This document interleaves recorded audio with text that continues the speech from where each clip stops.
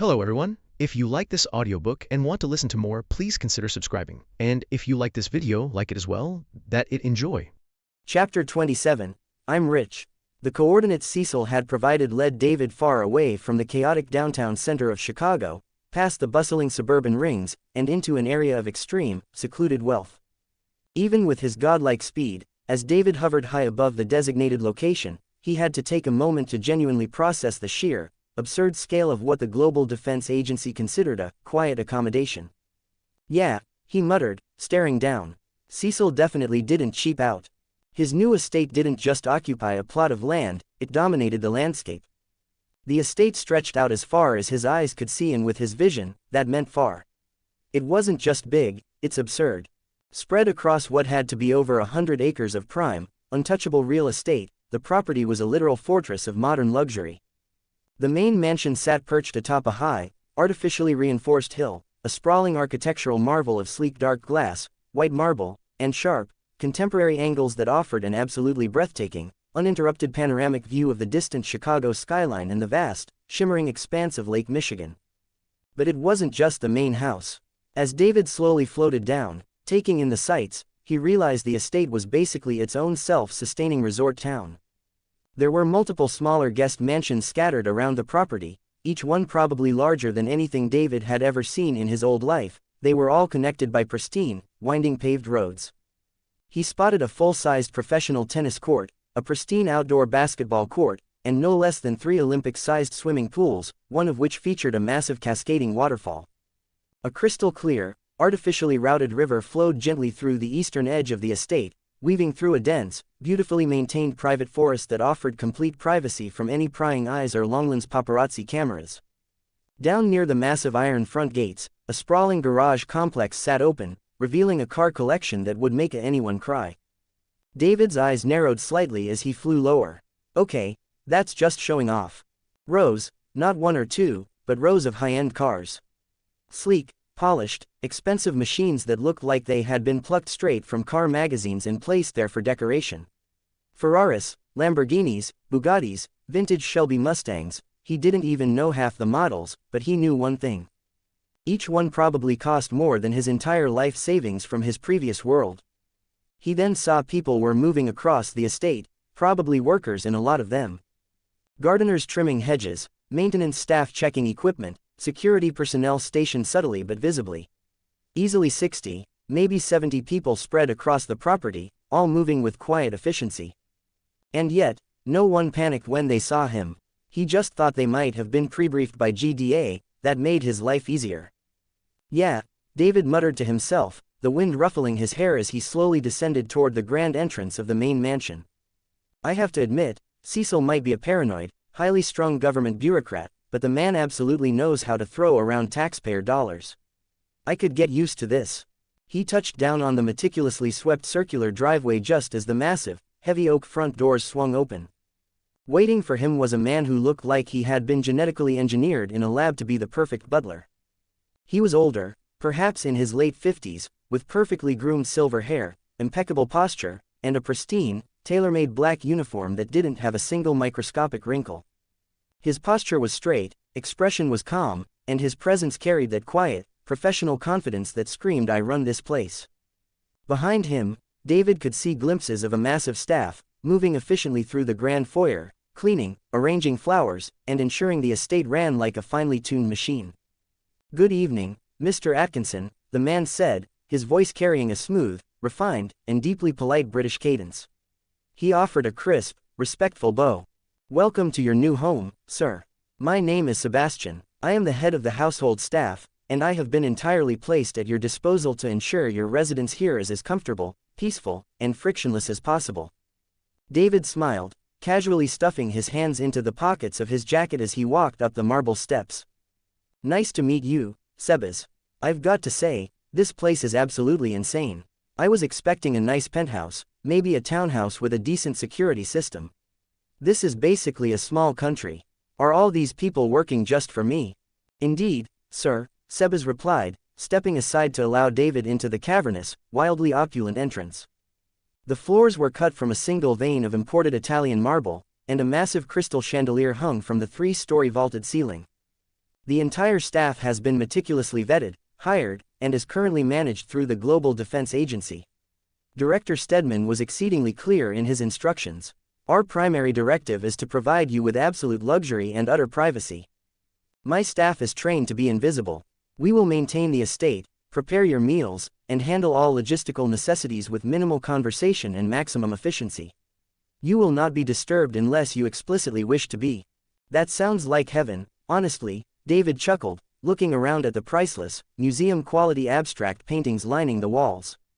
After the day I've had, involving collapsing bridges, incredibly obnoxious teenagers, and government teleportation squads, a little peace and quiet is exactly what the doctor ordered. Show me around a little bit, Sebas. What am I working with here? Right this way, sir, Sebas said smoothly, leading David down a wide, warmly lit corridor. The tour was an exercise in continuous, escalating disbelief. Sebas showed him the indoor recreation wing, which featured another massive, heated swimming pool surrounded by imported tropical plants, a fully functional, two-lane professional bowling alley, and a modern home movie theater with leather reclining seats that looked more comfortable than most beds.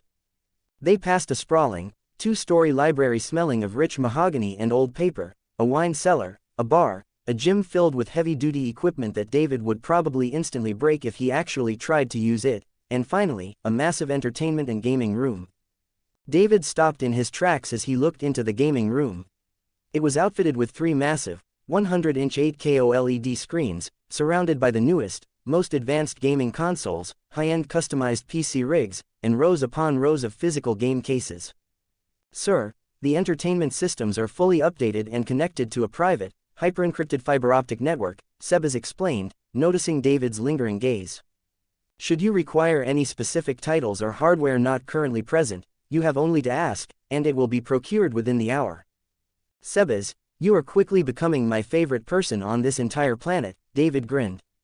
But honestly, I think I need to process all of this properly. It's been a wildly chaotic 24 hours. Where's the master bedroom?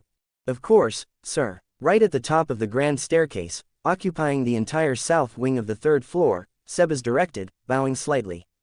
Shall I have the kitchen prepare a late supper for you? No, I'm good for tonight. Let's pick up the rest of the tour tomorrow. Have a good night, Sebas. David walked up the sweeping staircase and pushed open the heavy double doors to his master suite. The room was the size of a standard suburban house, featuring floor-to-ceiling windows looking out over the moonlit lake, a massive fireplace, and a bed that looked like a cloud made of Egyptian cotton. Technically, David knew he didn't need to sleep anymore.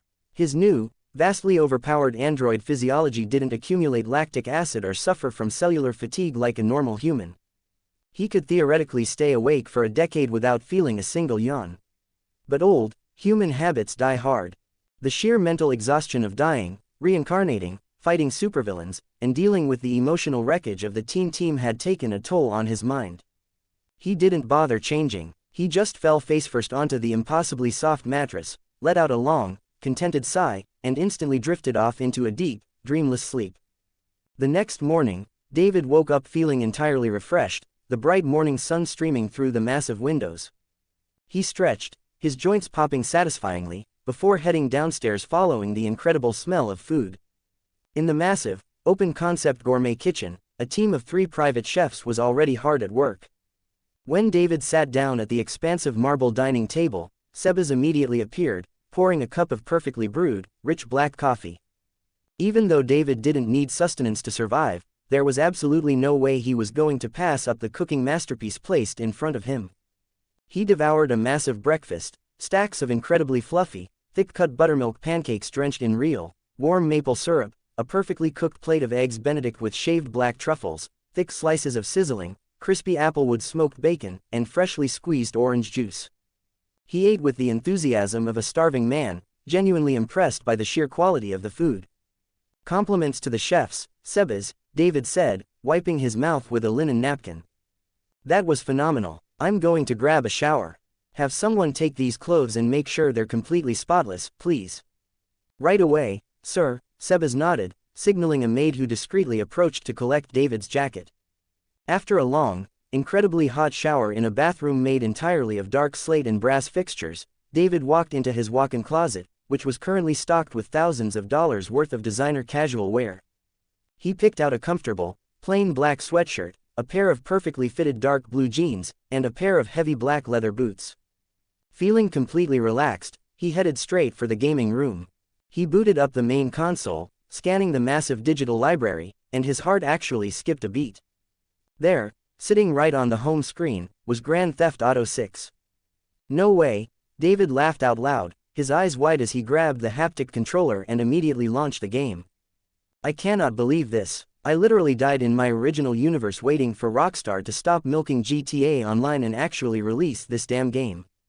They kept delaying it year after year, and it takes me getting reincarnated into a violent superhero universe to finally get my hands on it. The irony is absolutely staggering. For the next 3 hours, the terrifyingly powerful being known as Super 17 sat comfortably on a plush leather beanbag, completely engrossed in stealing virtual cars, running from virtual cops, and causing massive chaos in Vice City. It feels I came back to life just to play this game and everything else is a bonus. He felt a profound, overwhelming sense of gratitude for this bizarre new life. Eventually, though, the virtual chaos lost its novelty. David tossed the controller onto the couch, stretching his arms. He was a being of near infinite power. Sitting inside a dark room all day felt like a slight waste of his current potential. Okay, I'm bored, it's time to see what this world's actually doing. Sebas, David called out as he walked toward the balcony. I'm heading out to stretch my legs and see the sights. Don't wait up for lunch. Before Sebas could even reply, David stepped off the balcony. He didn't drop, he simply defied gravity, floating upwards into the clear blue morning sky. With a casual exertion of his will, he shot forward, instantly accelerating to a comfortable, completely silent Mach 10. He flew high above the cloud layer, the world below him looking like a beautifully detailed, miniature map. He dropped his speed significantly as he approached the downtown Chicago area, casually floating a few thousand feet above the skyscrapers, using his vastly enhanced vision and hearing to essentially spectate the city. It was a bustling, chaotic world. He saw a localized bank robbery happening on the south side, where 2 low-level thugs with energy rifles were holding up a teller. David almost intervened, but a second later, Black Samson crashed through the skylight and handled them, so David just gave a little nod of approval and kept flying. As he drifted past a towering, ultra-luxury residential skyscraper, his enhanced hearing picked up an incredibly rhythmic, heavy thumping sound, accompanied by loud, passionate groans. Curious, David floated closer to the glass exterior of the building, hovering entirely on the outside of the 100th floor. Inside a massive, open-plan penthouse, pressed right up against the floor-to-ceiling reinforced glass window, a very attractive, entirely naked couple was engaged in a highly energetic, deeply passionate session of morning sex. The man had the woman pinned against the glass, completely oblivious to the world outside, believing they were far too high up for anyone to possibly see them. David hovered there for a few seconds, a highly amused, wicked smirk crossing his face. He floated right up to the glass, positioned himself inches away from the woman's face, and lightly tapped on the window with his knuckles. Knock, knock, you guys know windows are transparent, right? The woman opened her eyes, her gaze locking directly onto David, who was currently suspended in thin air 1,000 feet above the pavement, offering a cheerful, 2-fingered salute. Anyways, the form looks absolutely solid, keep up the good work. David shouted, his voice easily vibrating through the thick glass. But you might want to close the blinds next time. Lots of flying people in this city. The man let out a high-pitched, absolutely terrified scream of pure horror. He scrambled backwards so fast he completely lost his footing, tumbling over a glass coffee table and crashing onto the floor in a tangle of limbs, completely losing his erection and his dignity in a single second. The woman shrieked, scrambling to cover herself with a throw pillow, and stared at David in an absolutely shocking but also a little sexual way. David burst out laughing, a genuine, booming sound, and shot upwards into the sky before they could even process what had just happened. Oh man, I love having superpowers, David chuckled to himself, doing a lazy barrel roll through a passing cloud. He continued his aerial tour, observing the chaotic, vibrant life of the city. He caught a falling ice cream cone for a crying kid at a park, handing it back with a blur of speed so fast the kid thought a ghost did it. He watched traffic jams, businessmen yelling on phones, and the general hum of humanity. Eventually, he drifted toward the outer edges of the city limits, where the towering skyscrapers gave way to massive, sprawling industrial lots. Something down below caught his enhanced vision, prompting him to stop midair and squint. A massive, multi-block section of an abandoned industrial park had been completely cordoned off. Massive green screens were erected, heavy Panavision cameras swung on high-tech mechanical cranes, and hundreds of crew members swarmed around a highly detailed, makeshift movie set designed to look exactly like a war-torn city street. But it wasn't the explosions or the special effects that caught David's eye. It was the lead actress standing in the center of the set, currently engaged in a deep, animated discussion with the director.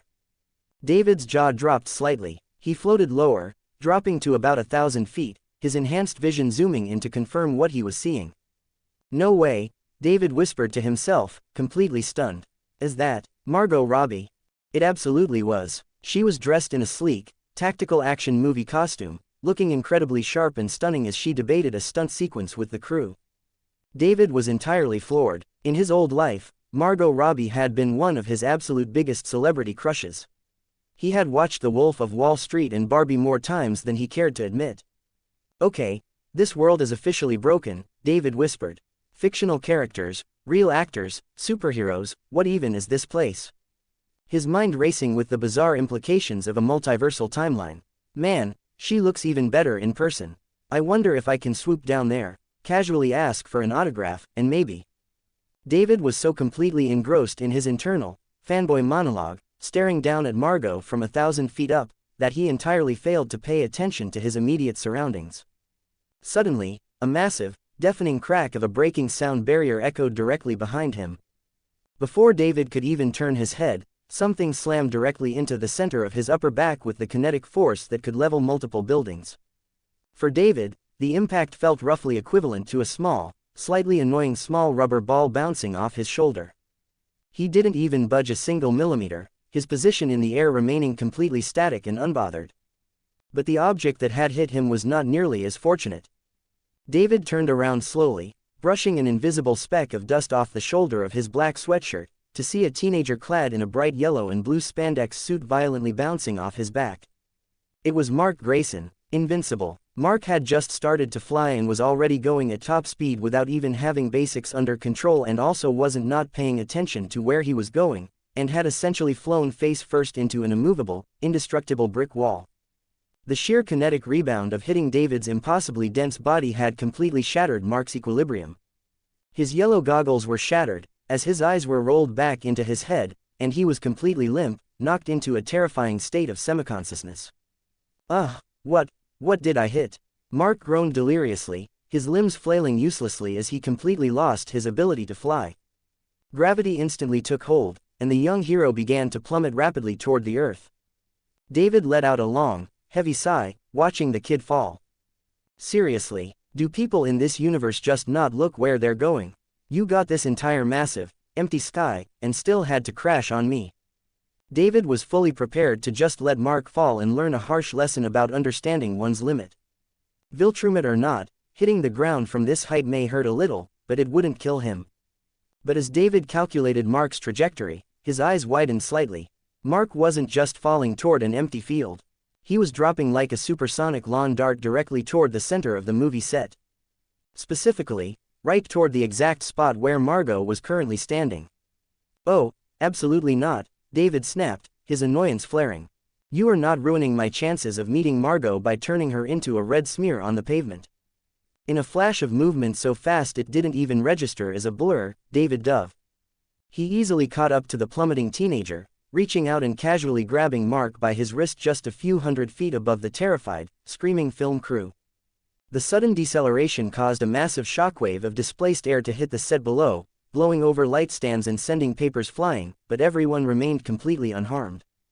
Without missing a beat, David hauled the groggy teenager back up into the clouds, dragging him like a misbehaving toddler. They stopped a few thousand feet in the air.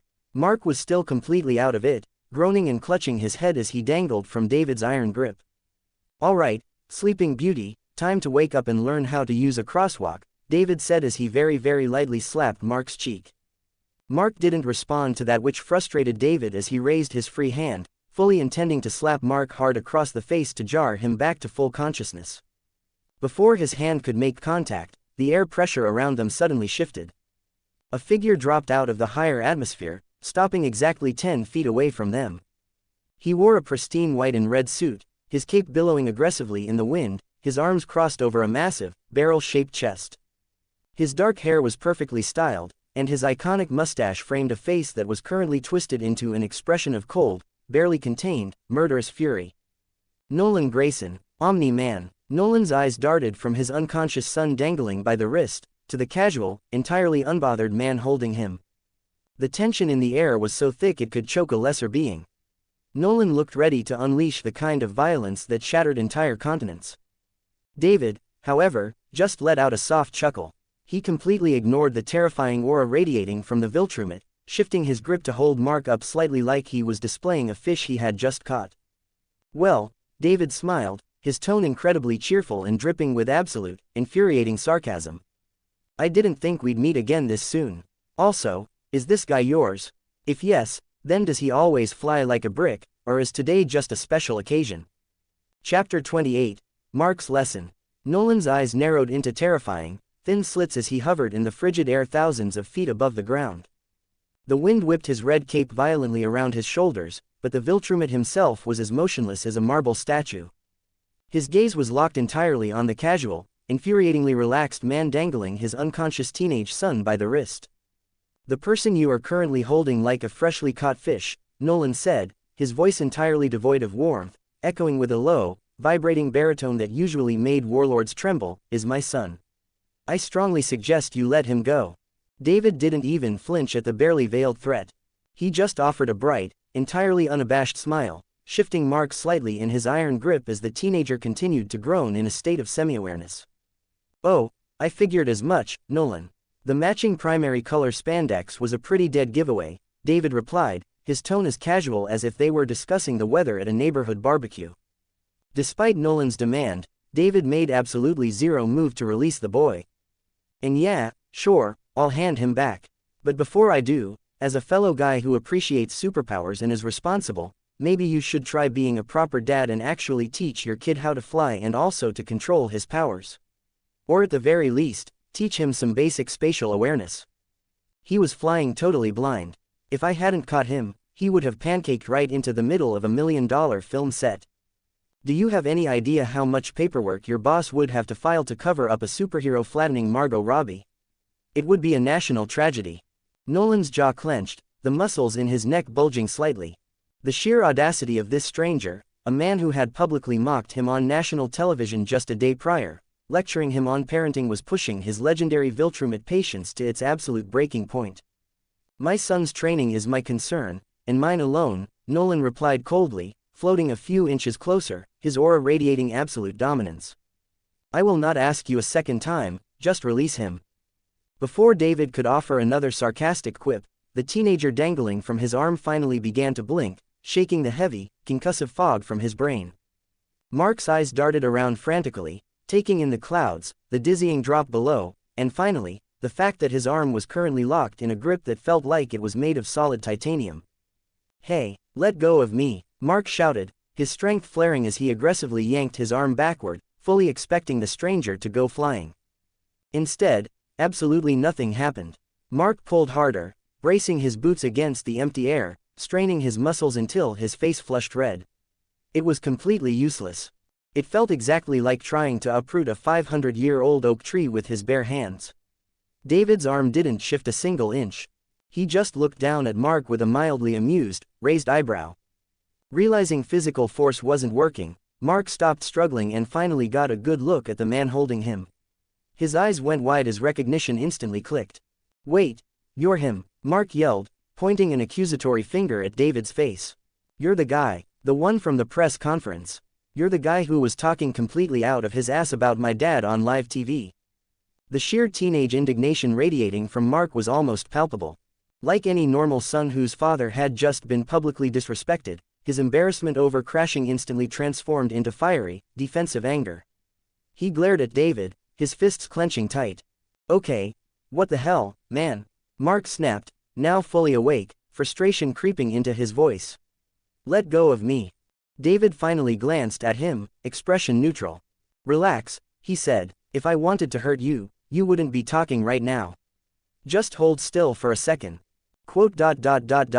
You think you can just show up on the news, Act like you're better than the greatest hero on the planet, and then come to our city and act like you own the place." Mark spat, his voice cracking slightly with emotion. "My dad has saved this planet 1,000 times. He has saved millions of people, but you haven't done anything but talk." David didn't look angry, he didn't look insulted, he just looked profoundly, chillingly bored. With a completely casual flick of his wrist, David released Mark's arm. Mark, who had been pulling backward with all his might, instantly lost his center of gravity. He tumbled backward through the air, flailing wildly for a terrifying second before his flight powers kicked back in, stabilizing him just as he reached his father's side. He hovered there, panting heavily, glaring daggers at David. "Listen to me very carefully," David said, the playful sarcasm instantly vanishing from his voice, replaced by a cold, sharp edge that made the surrounding air feel 10 degrees colder. "I don't care who your dad is, and I don't care how many times he's caught a falling airplane. Respect isn't something you inherit through a bloodline, and it's certainly not something you earn by flying face first into my spine because you were too busy daydreaming to look where you were going. If you're going to wear that cape, you need to actually learn how to use your powers. Because next time you hit something that isn't me, you're not going to wake up, or worst you will probably kill them, it's a fact whether you like it or not." Mark opened his mouth to fire back a hot-headed retort, but before he could speak, a heavy hand clamped down firmly on his shoulder. "Enough, Mark," Nolan commanded, his voice stern and completely unyielding. Mark looked at his father, utterly betrayed. "But Dad, I said enough," Nolan repeated, his eyes never leaving David. Internally, Nolan's highly analytical mind was racing at 1,000,000 miles an hour. He had watched Mark collide with this man at supersonic speeds. A collision like that should have pulverized a normal human and severely injured a normal superhero. But David hadn't even blinked, he was entirely immovable. "Mark needs to understand the reality of this world," Nolan thought grimly. "He thinks power is a game. He thinks I am the ceiling. If he is going to be a true Viltrumite, if he is going to stand by my side when the time comes to claim this world, he needs to understand that there are monsters out there. And this man is a monster. Take that advice seriously, Mark," Nolan said aloud, his tone shifting into the rigid cadence of a military instructor. "If you want to remain true to your Viltrumite heritage, if you genuinely want to become like me, you cannot afford to make amateur mistakes.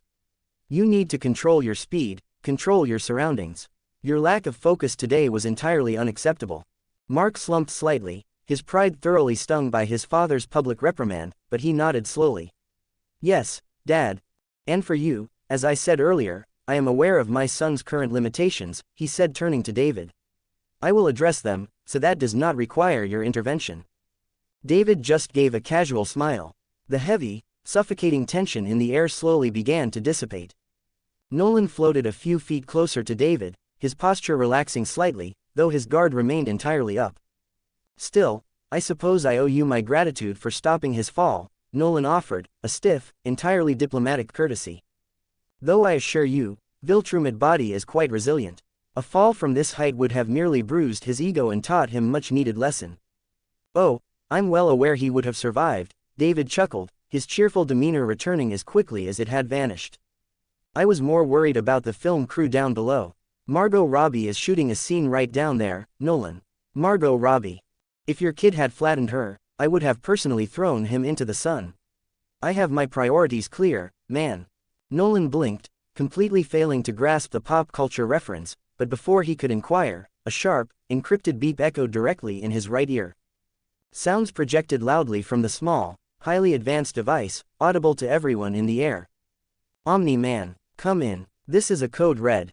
Cecil's voice crackled through the GDA comms channel, completely devoid of his usual bureaucratic drawl.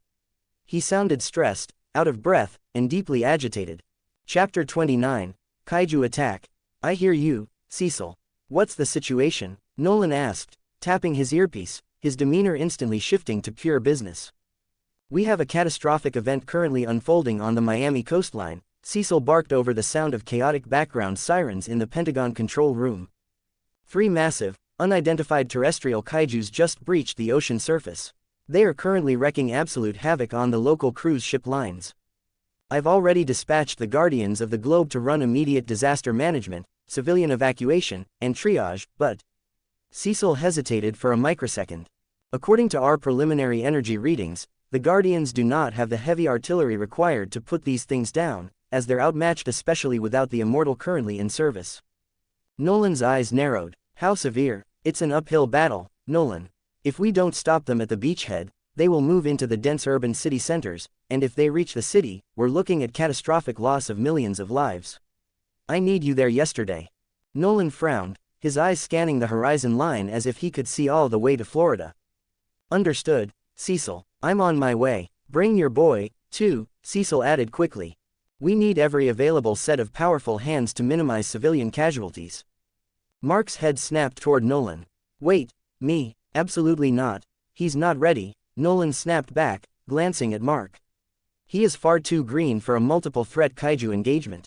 He just proved he lacks basic situational awareness. Wait, what? A kaiju attack? Mark perked up immediately, his teenage angst entirely forgotten, replaced by the sheer, adrenaline-fueled excitement of a real superhero mission. Dad, come on, you can't bench me. I can help. I can pull people out of the water, I can distract them. You just said I need to learn to be like you. How am I supposed to do that if you lock me in my room every time the world is in danger? Nolan stared at his son, his mind weighing the tactical options. Mark was raw, he was undisciplined, but he was also powerful. He needs a crucible, Nolan rationalized silently. If I shelter him, he will remain weak. He needs to face overwhelming odds, he needs to learn how to fight, how to bleed, and how to survive against creatures that are actively trying to kill him. If he is ever going to be strong enough to help me conquer this planet and especially to deal with David, he needs to start fighting real wars today. Fine, Nolan finally said, his voice hard. But you follow my exact orders, Mark. You do not engage the creatures directly unless I explicitly command it. You stick to rescue and containment. Understood. Understood. Mark grinned, his fists clenching with renewed excitement. Glad we have a family consensus, Cecil's voice chimed back in. Now, since I know for a fact that our new guest is currently floating right next to you, David, I have a massive favor to ask. David let out a long, exaggerated sigh, crossing his arms over his chest. Cecil, I swear to God, don't drag me into this. I just got settled into this massive, beautiful mansion you gave me. Right now, I am officially on vacation, so I definitely do not want to fight giant radioactive lizards. David, listen to me, Cecil's voice was pleading, completely dropping the professional veneer. These things are massive. If they break the shoreline, millions of lives are actively at risk. If you get involved, this situation goes from a potential global catastrophe to a highly controlled cleanup operation in 10 minutes flat. I am asking you, officially, for your assistance. Yeah, I figured you'd bring that, and I'm gonna say no, David said flatly, shaking his head. Then Cecil spoke again. May I ask why? Because I don't work for you, David said simply. And I don't want to jump into every problem just because it exists. Look, you guys have a whole system set up here. You have the Guardians, you have the military, you have Omni-Man, I think they can manage it well, also I really don't want to be a babysitter for your heroes. David, however, David interrupted, his voice softening slightly, realizing the genuine desperation in the director's tone. I am not a complete monster. I will not let innocent people get crushed to death while I sit on my couch. Here are my terms, I will fly down to Miami. I will handle civilian rescue, pull people out of the water and keep the cruise ships from sinking. But I will not fight the kaijus unless every single one of your professional heroes completely fails and the situation goes entirely foobar. Deal. There was a heavy pause on the other end of the line. Finally, Cecil sighed. Deal. Just get down there. David blinked. Huh, that was easier than expected. I work with what I have, Cecil replied dryly. Nolan looked between them, then at David. All right, boys, David smiled, looking at Nolan and Mark. Looks like we're taking a trip to the Sunshine State. Try to keep up. Before Nolan could even register the shift in the air pressure, David simply vanished. There was no massive sonic boom. There was no trailing streak of energy. 1 millisecond he was floating lazily in front of them, and the next, he was entirely, utterly gone. The sheer, incomprehensible speed of his flight left a complete vacuum in the air, causing a secondary clap of thunder to echo through the clouds. Mark stared at the empty space, his jaw hanging completely open. Dad, where did he go? I didn't even see him move. Nolan didn't answer right away. He just stared at the spot where David had been, a cold drop of genuine, unfamiliar apprehension tracing its way down his spine. "Focus, Mark," Nolan ordered, shaking the thought away as he angled his body southward. "We have a job to do." With a deafening crack that shattered the sound barrier, the father and son duo took off, pushing their body to the absolute limit just to follow in the wake of the monster who had already left them behind. Meanwhile, in an undisclosed location, high above the sprawling labyrinth of the city, inside the heavily fortified penthouse of a massive, black glass skyscraper, a completely different kind of meeting was taking place. The room was vast, intimidating, and drenched in shadows, illuminated only by the faint, pulsing ambient lights of the city below and the harsh, flickering glow of a massive television mounted to the far wall. The air was thick with the suffocating smell of expensive cigar smoke, ozone, and impending violence. Sitting at the head of a massive, polished obsidian conference table was the undisputed king of the city's criminal underworld.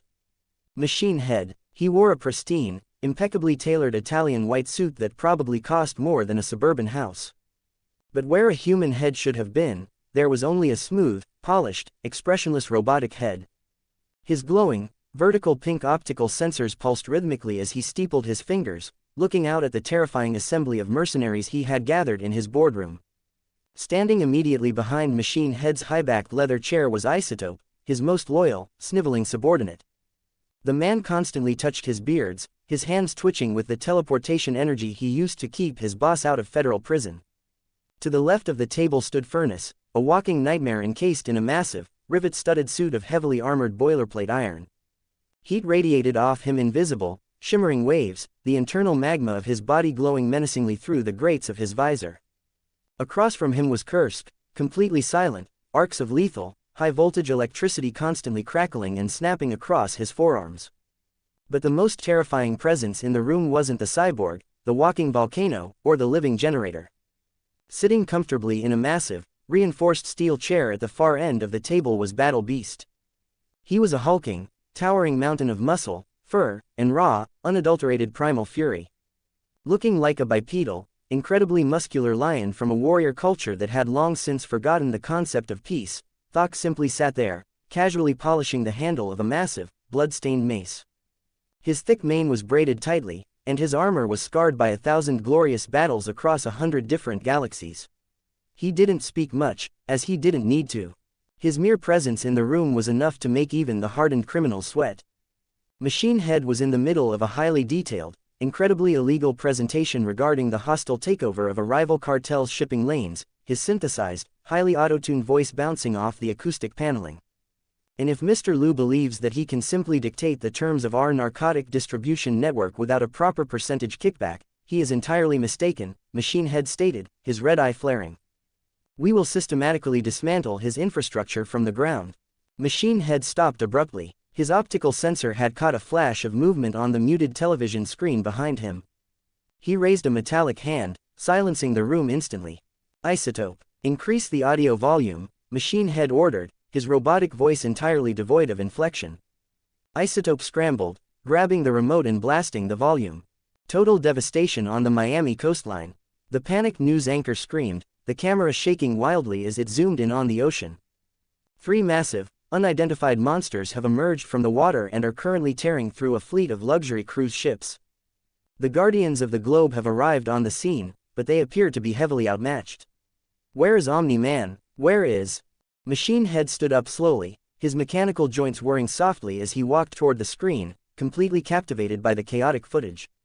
On the screen, a massive, crab-like kaiju with armor plating as thick as a bank vault effortlessly swatted Black Samson out of the air like a mildly annoying gnat. Another creature, a towering reptilian horror, was currently tearing the hull of a massive ship entirely in half with its bare claws. Machine Head's internal processors began running thousands of tactical simulations per second. He vividly remembered the last time a creature of this magnitude had attacked.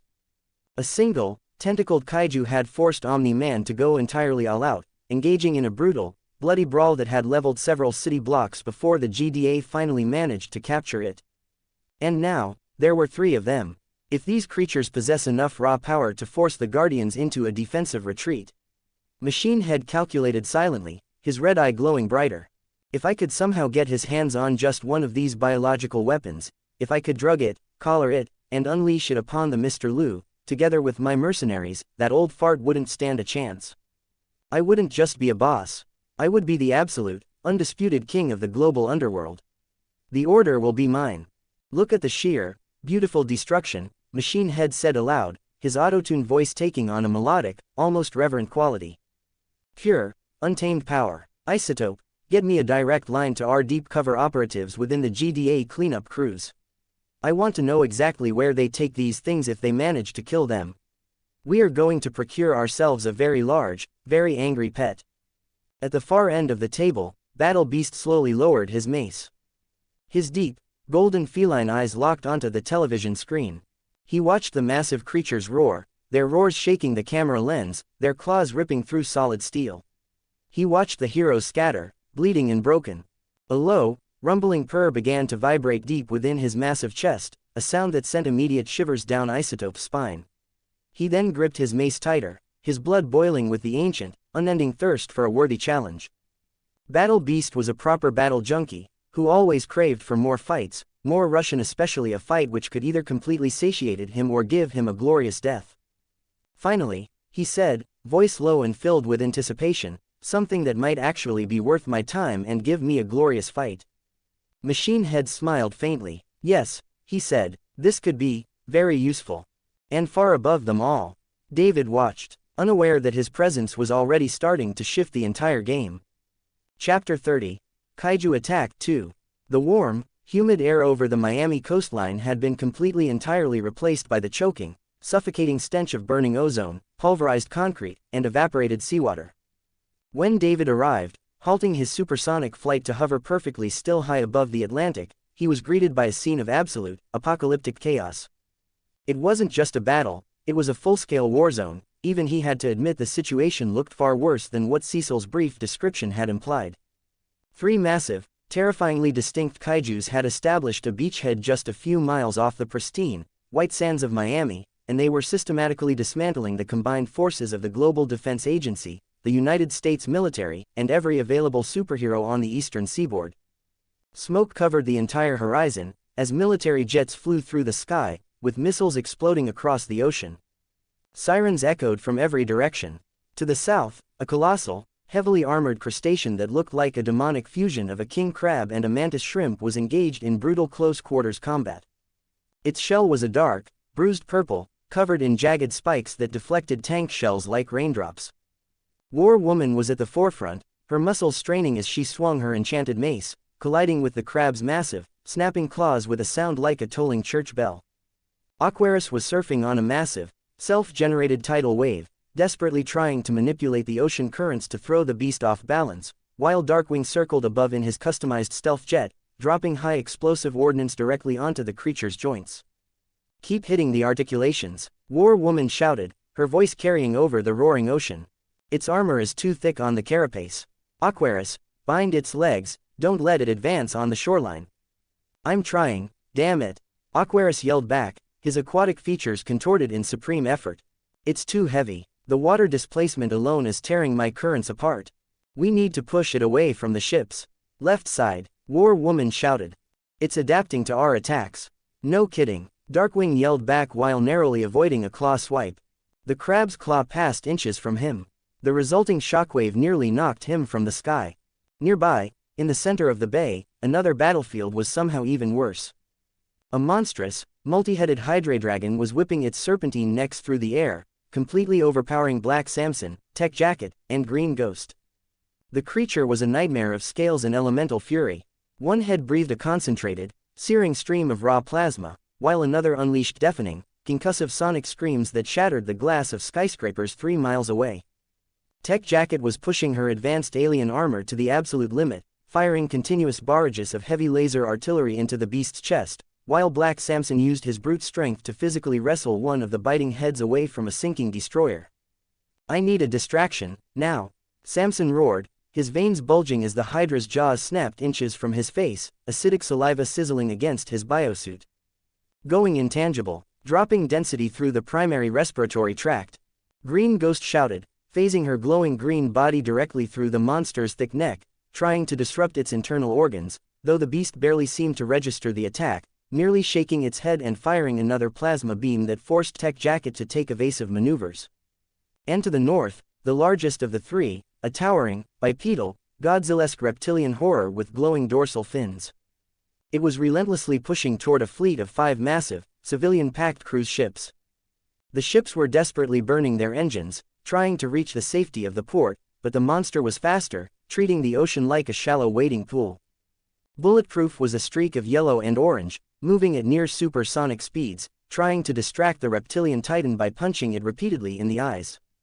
Robot hovered nearby, his metallic voice echoing with calculated urgency as he commanded a swarm of explosive drones. "Target its eyes in the softer tissue," Robot ordered, launching a volley of micromissiles. "Do not engage in physical grappling. Its power output exceeds our combined defensive capabilities by an estimated 500%. Standing on a piece of floating debris, her face pale but her eyes burning with fierce, uncompromising determination, was Adam Eve. She wasn't fighting the monster directly. She couldn't afford to.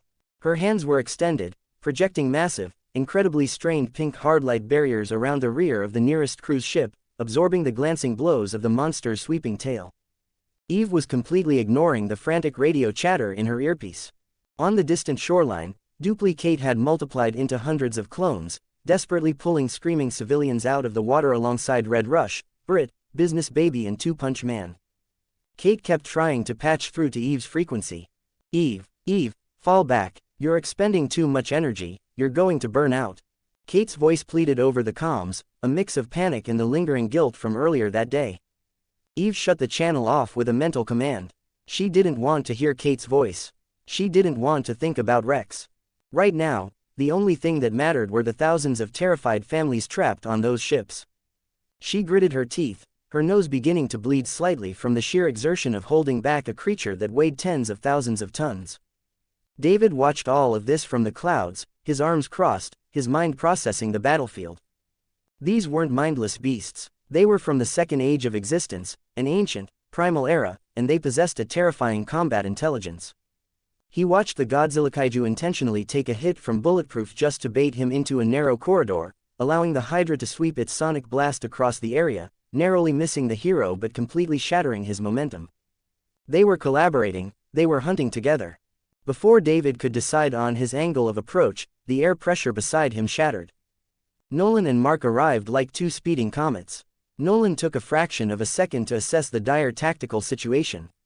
He saw the Guardians holding the crab, he saw the Godzilla creature chasing the ships, and he saw the Hydra completely overwhelming the heavy hitters. Without a single word of hesitation, Omni-Man Dove. He broke the sound barrier 5 times over in a span of 50 feet, aiming his indestructible body directly at the center mass of the Hydra. Mark, seeing his father take the undisputed largest threat, felt a massive surge of adrenaline. He looked over and saw Eve struggling to protect the ships from the Godzilla kaiju. "I'm on the big lizard," Mark yelled, tearing through the sky, his Viltrumite blood boiling with the thrill of his first real, world-ending battle. David watched them go, letting out a soft sigh. "All right, big guys, you handle the heavy lifting. I'll play lifeguard." Down on the water, the Godzilla kaiju roared, a sound that physically vibrated the internal organs of everyone within a 5-mile radius. It reared back, the glowing fins on its spine lighting up with a blinding blue energy. It opened its massive jaws, aiming a concentrated beam of destruction directly at the 2 rearmost cruise ships. Eve screamed, pushing every ounce of her power into her shield, knowing deep down it wouldn't be enough to stop a direct hit from that beam. Thousands of people on the decks braced for absolute incineration. Then, David moved. He didn't just fly, he bypassed the physical constraints of distance entirely. He appeared directly between the monster and the ships. With a casual flick of his wrists, a massive, brilliantly bright green energy barrier, completely spherical and humming with an otherworldly frequency, snapped into existence, fully encompassing both massive cruise ships. The beam hit David's barrier with the force of a small nuclear detonation. The ocean flashboiled into steam, and the sky turned a blinding white. But the green barrier didn't even flicker. It didn't ripple. It completely nullified the attack. While the heroes and the monster were temporarily blinded by the flash, David didn't waste a second. He dove underneath the 2 cruise ships, placed one hand firmly on the reinforced barrier of the left ship, and his other hand on the right ship. With a casual move, David lifted them. The ocean roared as millions of gallons of water cascaded off the bottoms of the two cruise ships as they were hoisted directly into the sky. David flew forward, carrying two vessels that collectively weighed over 200,000 tons as easily as a man carrying 2 bags of groceries.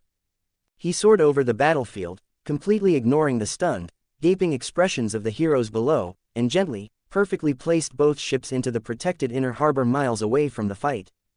On the docks, Duplicate and Red Rush stopped their rescue efforts, staring up at the sky in absolute, unfiltered disbelief.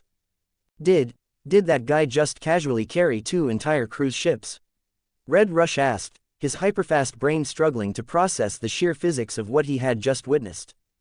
"That's him," one of the military commanders pointing a pair of binoculars shouted, his voice shaking. "That's the new guy from the press conference. 17. The one who called out Omni-Man. Holy Mother of God, he wasn't bluffing about his power." Back at the war zone, David's casual display of godlike intervention had a profound, unintended consequence. The Hydra Kaiju, possessing a high level of primal intelligence, recognized the massive power spike. It realized its prey was being stolen. The Hydra went absolutely berserk. It let out an agonizing roar, completely abandoning its focused attacks on Omni-Man and Tech Jacket.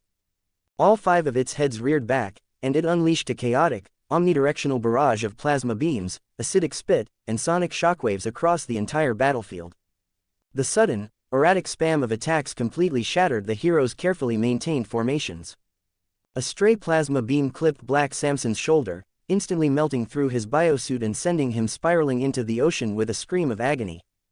Green Ghost tried to phase through a sonic shockwave, but the sheer vibrational frequency disrupted her intangibility, knocking her unconscious midair.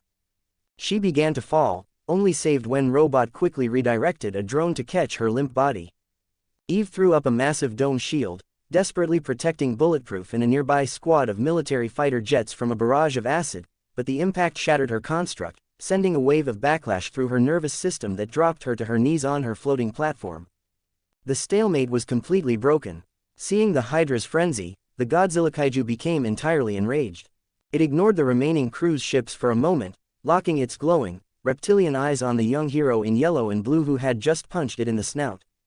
Mark had been fighting aggressively, landing solid, heavy blows against the creature's thick hide.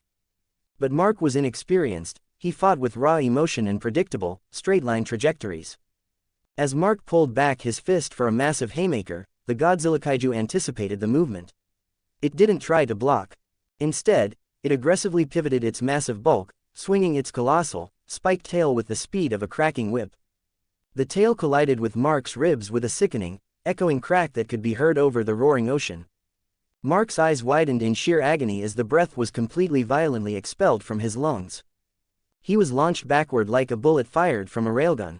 He skipped across the surface of the ocean 3 times, generating massive waterspouts, before violently crashing directly into the side of a half-constructed beachfront skyscraper. He smashed through 30 floors of steel, concrete, and glass before finally coming to a halt in the rubble, completely incapacitated, his costume torn and blood leaking from his mouth.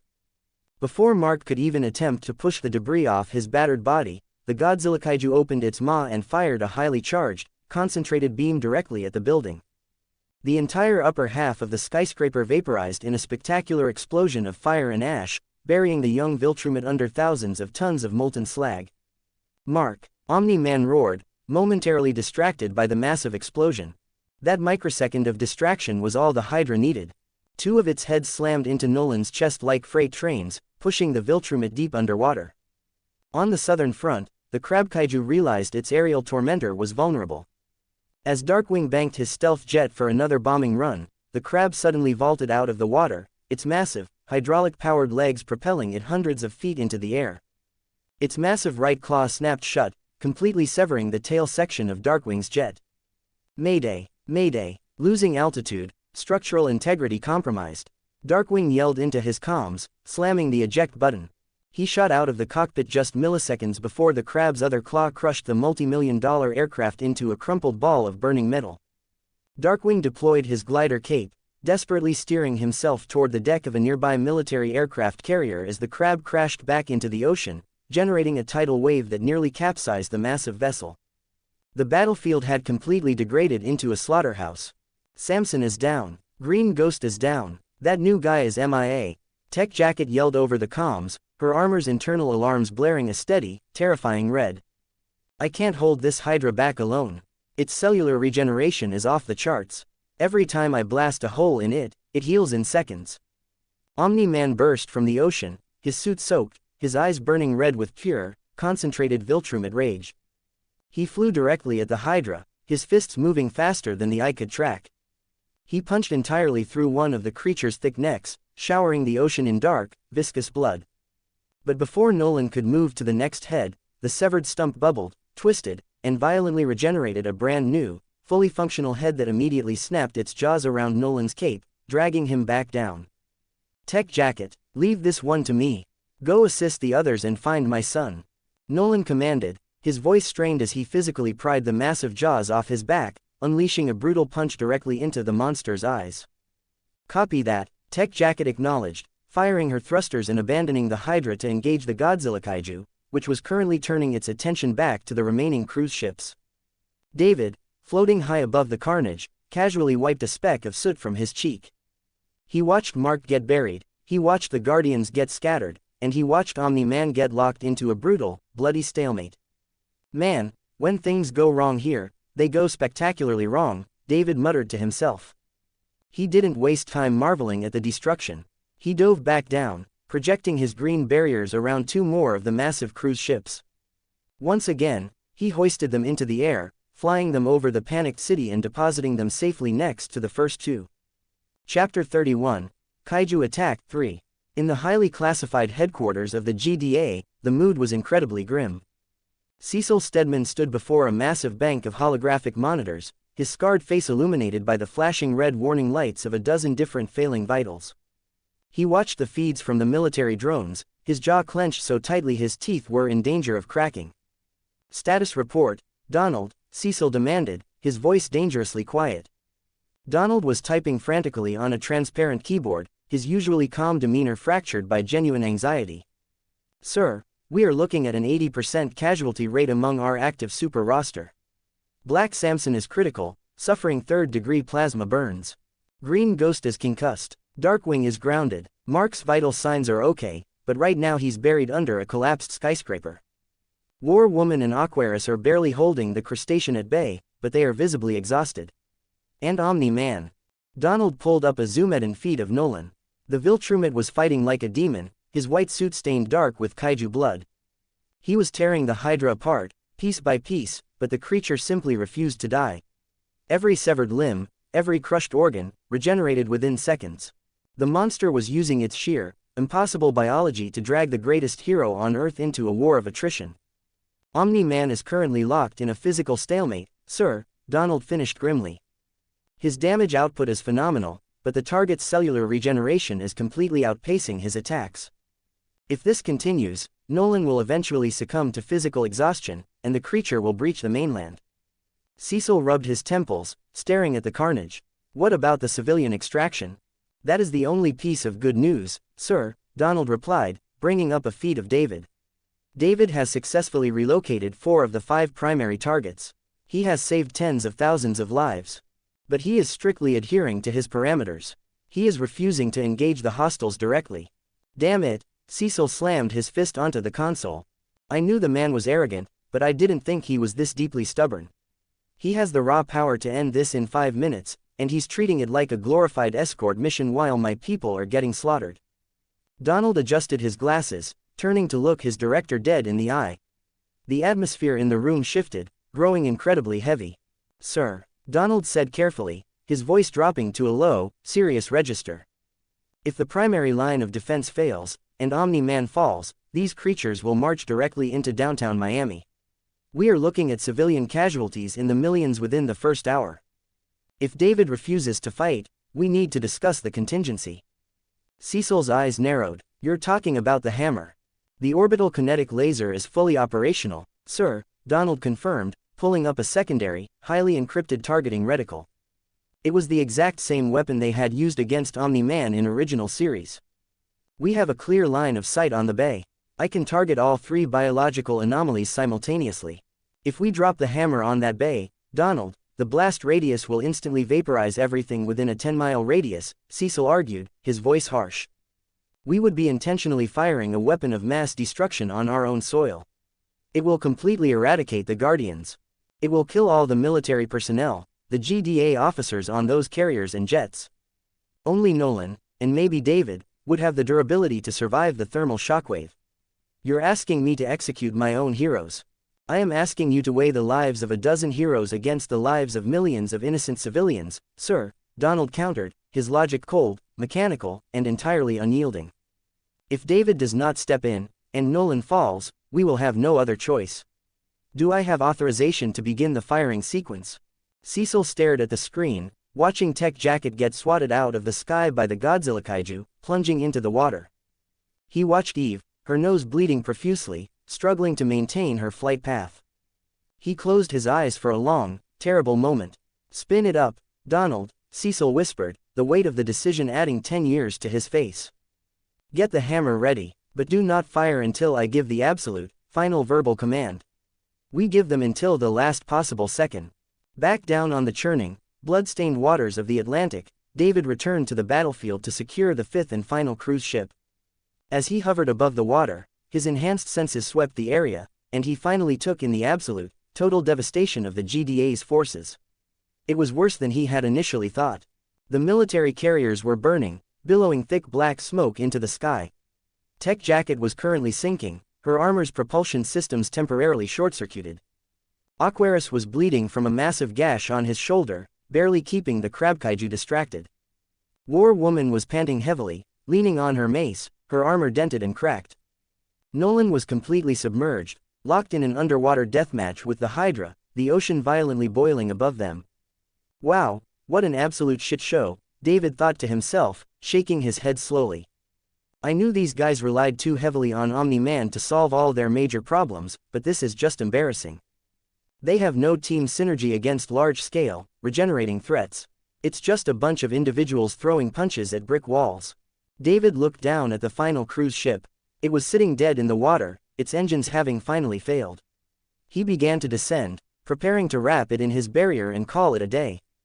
He had fulfilled his end of the bargain with Cecil, he had saved the civilians, but David also knew looking at the situation and the condition of these guys, he would definitely need to get involved if these monsters reached the mainland. As he was thinking about this, out of the corner of his eye, he saw a flash of pink light flicker and violently die. David turned his head. Eve had completely overexerted herself. After spending the entire night dealing with the catastrophic emotional trauma of walking in on her boyfriend cheating on her, and then spending the next day pushing her powers past their absolute breaking point to shield massive ships from blasts, her body simply gave out. She was floating about 200 feet in the air, trying to establish a defensive perimeter around the downed Tech Jacket. The Godzilla kaiju, entirely ignoring the sinking armored hero, locked its glowing eyes on the glowing pink girl. It didn't use its breath. It didn't need to. It simply slammed its massive, heavily armored foot into the ocean floor, generating a localized, hyper-focused kinetic shockwave through the water and air. The shockwave hit Eve like a physical wall of concrete. She gasped, her eyes rolling back into her head as the breath was forced from her lungs. The pink aura surrounding her body flickered wildly, then completely vanished, plunging her into darkness. She lost consciousness instantly. Without her powers to sustain her flight, gravity took immediate, cruel control. Eve began to fall. David's eyes widened, his gaze tracking her trajectory. She wasn't just falling into the ocean. Directly beneath her, drawn by the sudden splash of the shockwave, the massive crab kaiju had surfaced. It looked up at the falling girl, its horrific, multi-layered maw opening wide, revealing rows upon rows of razor-sharp, grinding teeth, ready to swallow her whole. War Woman screamed, throwing her mace, but she was too far away.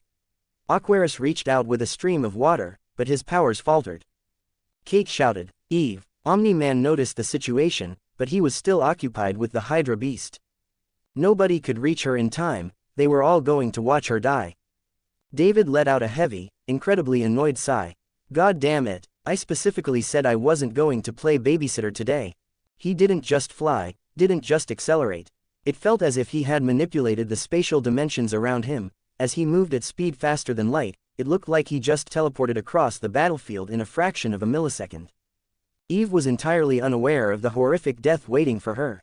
She was floating in a peaceful, exhausted darkness. Suddenly, The rushing wind in her ears stopped. The terrifying sensation of freefall vanished. She felt a strong, incredibly firm arm wrap securely around her waist, pulling her flush against a solid, incredibly warm chest. The sheer shock of the sudden stop should have snapped her spine in half, but she felt nothing but a gentle, comforting deceleration, as if she had landed on a pile of feathers. Eve groaned, her eyelids fluttering open slowly. Her vision was blurry, swimming with dark spots and sheer exhaustion. The first thing she registered was the overwhelming smell of the ocean, mixed with a faint, clean scent of expensive cologne. She blinked, her vision slowly coming into focus. She was suspended in midair, hundreds of feet above the gaping, snapping maw of the giant crab monster. Holding her effortlessly, completely ignoring the chaotic battle raging around them, was David. He was looking down at her, his expression a mixture of mild amusement and genuine concern. The brutal ocean winds were whipping his hair around, but he looked entirely, completely unbothered by the fact that they were hovering in the middle of a literal apocalypse. "Hey there," David said, his voice smooth, completely calm, and laced with his signature, sarcastic charm. "You know, when you said you were quitting the team to go process your feelings, I assumed you meant eating ice cream and watching sad movies. I didn't realize your coping mechanism involved throwing yourself into the mouth of a giant kaiju. Seems a bit extreme, don't you think?" Eve stared at his face, her exhausted brain struggling to process the reality of the situation. She looked down at the snapping monster, then back up into David's calm, incredibly confident eyes. A small, weak, entirely involuntary laugh escaped her lips, a mixture of sheer relief and profound exhaustion. For a moment neither spoke, as their eyes met, then David glanced downward toward the crab monster. The creature looked genuinely confused. "Sorry buddy." He pointed toward Eve. "I already called dibs on saving this one." The crab roared angrily. David sighed, then looked back toward Eve. "You," Eve whispered, her voice incredibly hoarse, her body completely limp in his arms. "You came back." David offered a soft, genuine smile, his grip tightening protectively around her waist. "Yeah, well," David replied, casually shifting his gaze toward the three massive kaijus that were currently tearing the city's defenders apart. The playful sarcasm faded from his eyes, replaced by a cold, terrifyingly powerful intensity that made the air around them begin to crackle and hum. "It looked like you guys were throwing a pretty spectacular pity party down here. And honestly, I hate seeing a perfectly good beach get ruined. Take a breath, Eve. I've got you. This little monster problem has gone on long enough, now it's time to end this shit show." The ocean suddenly became very quiet, and for reasons none of the heroes could explain. Every single one of them felt a chill run down their spine. Chapter 32, Kaiju Attack 4. The news helicopters hovering a few miles outside the active hot zone had their telephoto lenses zoomed in so close that the high-definition feeds captured every single detail in excruciating clarity. Across the globe, millions of people sat glued to their television screens, their breath catching collectively in their throats. They had already watched this mysterious, arrogantly charismatic newcomer casually lift multiple multi-ton cruise ships out of the ocean and carry them to safety as if they were nothing more than plastic toys. But what he did next left the entire world in a state of stunned, bewildered silence. Through the smoke and the churning, blood-stained waves, David descended with absolute grace, his black boots hovering inches above the water. Cradled securely in his right arm, held firmly against his side by a steady hand around her waist, was Eve. The way David held her was entirely effortless, turning a horrific battlefield rescue into something that looked almost serene. Before Eve could offer another weak retort, a shadow loomed directly beneath them. The massive crustacean kaiju, thoroughly enraged that its prey had been snatched away at the very last second, let out a wet, clicking roar. It couldn't fly, and they were just high enough out of its physical reach, but that didn't stop the creature from lashing out.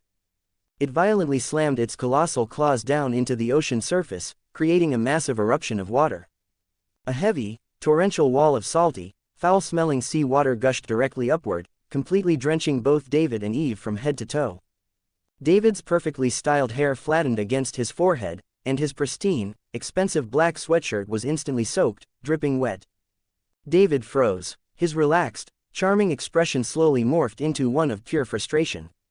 He looked down at his ruined clothes, then down at the bubbling water where the giant crab was preparing for another strike. "Oh, you have got to be absolutely kidding me," David snapped, his voice dripping with sudden, highly dangerous irritation. He looked over toward the remaining heroes who were still hovering in a loose, fractured circle around the beast. War Woman was nursing a bruised shoulder, Aquarius was panting heavily on a fading wave, and several military gunships were trying to line up another useless rocket volley.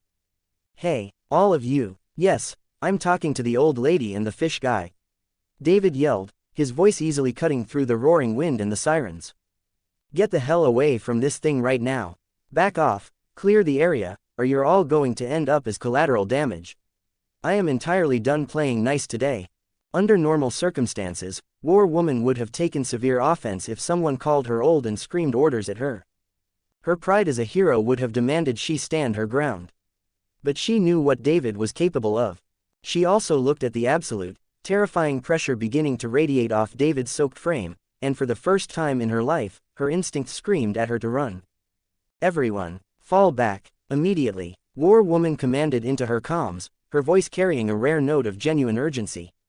"You don't have to tell me twice," Aquarius muttered, letting his tidal wave dissolve as he dove deep into the lower currents, swimming away from the crustacean at maximum speed. The military jets and gunships quickly veered off, scattering across the sky like frightened birds. With the area completely cleared, David stood alone in the sky, still holding Eve securely against his hip with his left arm. He slowly extended his right hand straight downward, his palm facing the massive crab kaiju that had its horrific, multi-layered mouth opened wide, clicking its jaws in anticipation. "You ruined a designer sweatshirt, buddy," David muttered, his eyes narrowing. "And for that, you get to be the example." Deep within David's core, his immense ki energy flared. A brilliant, blindingly blue sphere of pure, concentrated ki began to rapidly manifest around his open palm. The moment the energy appeared, the entire atmosphere over the Miami coastline fundamentally changed. The air pressure dropped so violently that the clouds directly above them began to warp into a spiraling vortex. A heavy gravity well formed around David, causing the ocean water beneath him to physically depress, creating a smooth, hollow bowl in the sea. Every single hero on the battlefield, even Nolan who was miles away fighting the Hydra Kaiju, felt a sudden, primitive chill strike their souls. The sheer volume of energy David was gathering wasn't just immense, it felt entirely infinite, compressed into a space no larger than a basketball. "Goodbye, Mr. Krabs," David said calmly. He released the blast. A solid, thick beam of brilliant blue ki energy shot downward from his palm. There was no loud explosion upon release, just a terrifying, high-pitched hum that completely erased all other sounds from the world. The beam struck the open mouth of the crab kaiju head-on. The energy didn't detonate on impact, it was so incredibly dense and powerful that it simply acted like a cosmic drill, melting, vaporizing, and erasing everything in its path. The beam punched entirely through the monster's length, boring deep into the ocean floor beneath it, before a massive, delayed explosion finally detonated beneath the sea. A spectacular, towering column of white water, steam, and blinding blue light erupted hundreds of feet into the air, forcing the news helicopters miles away to violently sway in the resulting shockwave. The heroes shielded their eyes, the blinding radiance illuminating the entire coastline like the middle of the afternoon. When the towering wall of water finally cascaded back down and the thick clouds of steam slowly dissipated, the world looked down to see what remained of the terrifying crustacean kaiju. There was almost nothing left. The creature was still technically standing on its massive legs in the shallow water, but the entire center of its colossal body was entirely gone. A perfectly smooth, massive circular hole had been bored straight through its torso, leaving only the very outer edges of its shell and its legs intact, forming a grotesque, hollow archway of smoking meat. The edges of the wound were completely cauterized, glowing cherry red from the intense heat. A second later, the structural integrity of what was left failed completely, and the outer shell collapsed into the ocean with a dull, heavy splash. Across the world, television stations went completely silent. The news anchors forgot their scripts, staring at the monitors with their mouths wide open. Down in the rubble of the beachfront skyscraper, Mark, who had finally managed to push a massive concrete pillar off his chest, coughing violently as he floated up into the air, his uniform covered in gray dust. He looked toward the bay, his jaw dropping as he saw the hollowed-out remains of the crab monster. What kind of power is that?" Mark stammered, his confidence taking a massive, staggering blow. He had struggled so hard, suffered broken ribs just trying to scratch the surface of one of these things, and this guy had just deleted one with a single hand while holding a girl. Tech Jacket hovered over the water, her alien armor's targeting computers completely flashing with errors as they tried to calculate the energy output of David's blast. Robot, tell me your scanners picked that up. What the hell was that weapon? The energy readings defy conventional categorization, Robot's mechanical voice replied over the comms, his optical sensors pulsing rapidly as he processed the data. He did not utilize an external device or a known elemental attribute. The power was entirely internal. His combat efficiency has just been re-evaluated to an unquantifiable metric. We are entirely outclassed. Eve, still cradled in David's arm, stared down at the massive circular empty space where the monster used to be. She looked at the smoking water, then looked up at David's completely casual, entirely unbothered face. Not a single drop of sweat was on his skin. You really don't like to hold back, do you? Eve murmured, a mix of awe and a strange sense of comfort washing over her. Hey, I held back as much as I could and also, I gave them a warning, David smiled, his tone returning to its usual light-hearted cadence. Besides, I told you I'd handle it. Now let's get you somewhere dry before you catch a cold.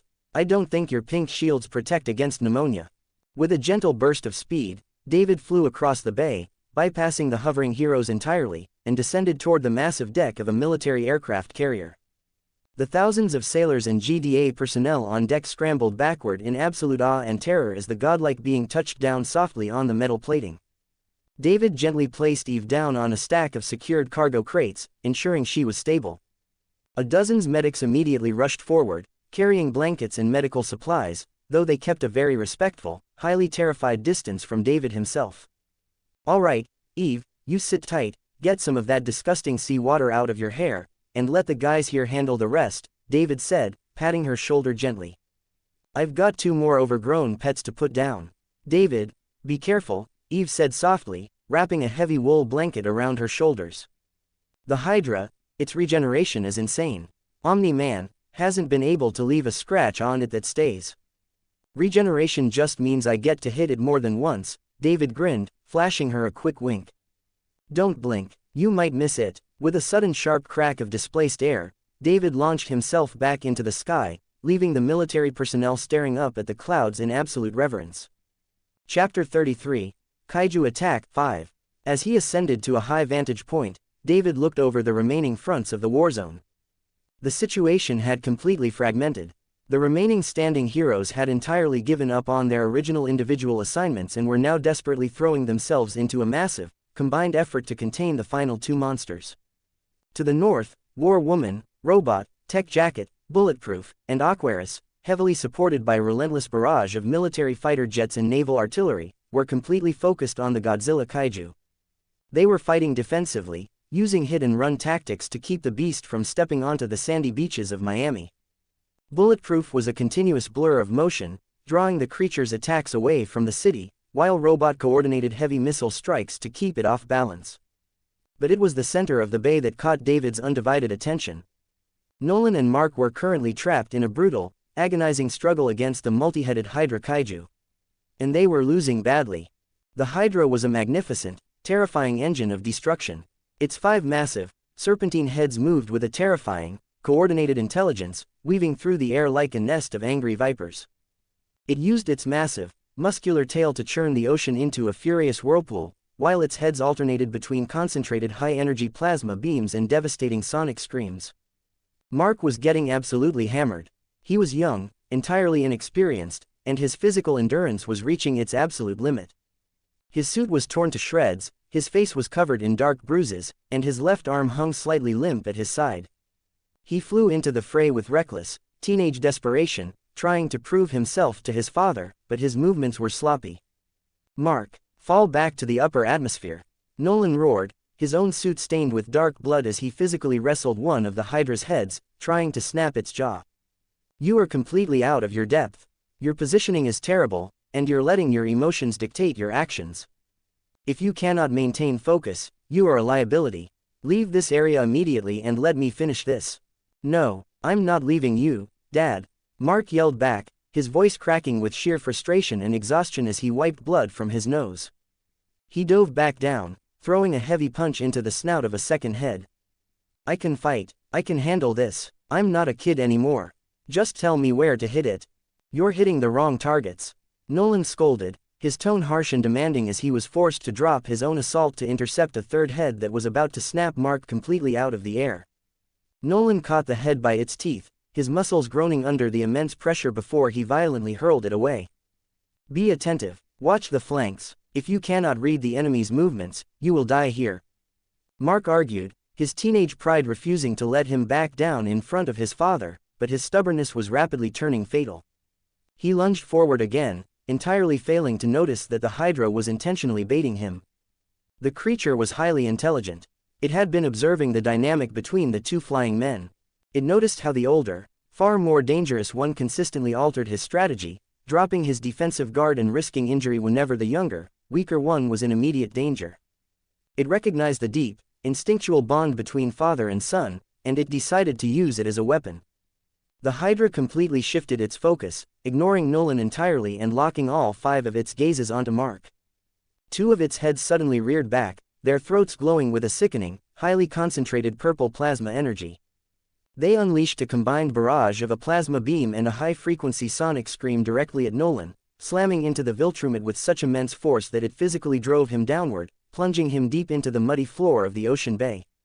With Nolan temporarily pinned underwater, the remaining 3 heads of the Hydra immediately converged on Mark.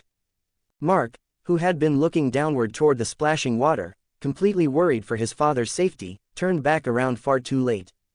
His eyes widened in absolute horror as the cavernous, razor-toothed maw of the center head enveloped his entire field of vision. The beast was lunging not just to bite him, but to swallow him whole, to take him hostage within its massive throat. Mark, Nolan burst from the ocean surface like a nuclear missile, his eyes burning with a terrifying, desperate rage. He didn't care about form, he didn't care about strategy. Seeing his son inches away from being killed triggered something primal deep within him. He intercepted the strike at the very last microsecond. Nolan violently shoved Mark out of the way, throwing his son clear of the danger zone. But in doing so, Nolan left himself entirely exposed. The Hydra's central mouth snapped shut with a deafening, metallic crunch. Its teeth sunk deep into Nolan's shoulders and torso, completely enveloping his arms and locking them against his sides. A second later, the other 2 flanking heads lunged forward, their jaws clamping violently onto Nolan's legs and midsection, effectively pinning the greatest hero on Earth in a massive, crushing 3-point vice grip. Nolan let out a loud, agonizing shout of pure pain and fury. The immense pressure of the beast's jaws began to grind against his bones, the teeth sinking deep beneath his skin, drawing torrents of blood that dyed the creature's scales. He resisted with everything he had, his face contorting in sheer agony as he tried to pry himself free, but with his arms pinned, he couldn't find the leverage. "Dad!" Mark screamed, a massive rush of adrenaline flooding his system. He forgot his injuries, he forgot his exhaustion. Seeing his father, the invincible, untouchable Omni-Man, screaming in pain shattered something inside the boy's mind. Mark flew forward at maximum speed, his fists raised, completely desperate to tear the monster's heads off. But the Hydra was fully prepared. The remaining 2 heads swung around smoothly, their throats glowing.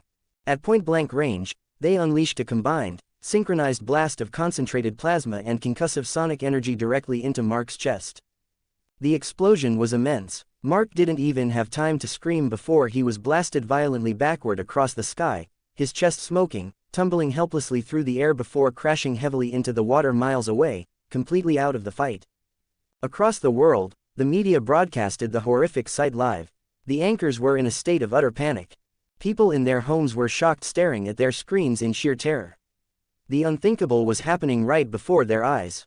Omni-Man was losing. He was trapped, bleeding, and being systematically crushed to death by a mythical horror.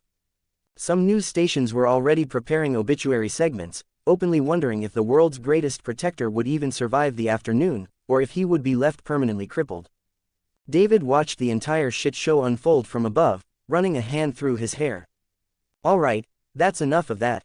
I think the entire family drama has reached its tragic climax." With a casual flick of his ankles, David descended. He dropped out of the sky like a falling meteor, arriving at the scene of the struggle in an instant. The central head of the Hydra was currently shaking Nolan violently, preparing to tear the Viltrumite in half. David appeared directly beside the creature's thick, scaled neck. Without a single word, he threw a simple, straight right punch. He didn't use an energy blast. He didn't use a flashy technique. It was just pure physical force. The impact was catastrophic. The moment David's fist connected with the Hydra's neck, the shockwave completely pulverized the scales, the muscle, and the bone. The entire head didn't just detach, it exploded into a fine mist of dark blood and bone fragments, severed cleanly all the way down to the base of the torso. The Hydra let out a collective shriek of absolute agony from its remaining heads, its grip on Nolan instantly loosening as one of its neck stumps sprayed a fountain of black gore into the air. Nolan, suddenly freed from the crushing jaws, tumbled downward for a second before his flight powers kicked back in. He shot upward into the higher sky, coughing violently, clutching his heavily bleeding chest as he took deep, ragged breaths of air, desperately trying to stabilize his injuries. A moment later, a heavily bruised and soaking wet Mark flew up to his side, his eyes wide with fear as he checked his father's wounds. "Dad, are you okay?" Mark asked, his voice trembling as he supported Nolan's shoulder. I am okay, Mark," Nolan gasped out, his voice hoarse, his eyes fixed entirely on the man who had just blasted a kaiju head with a single casual punch.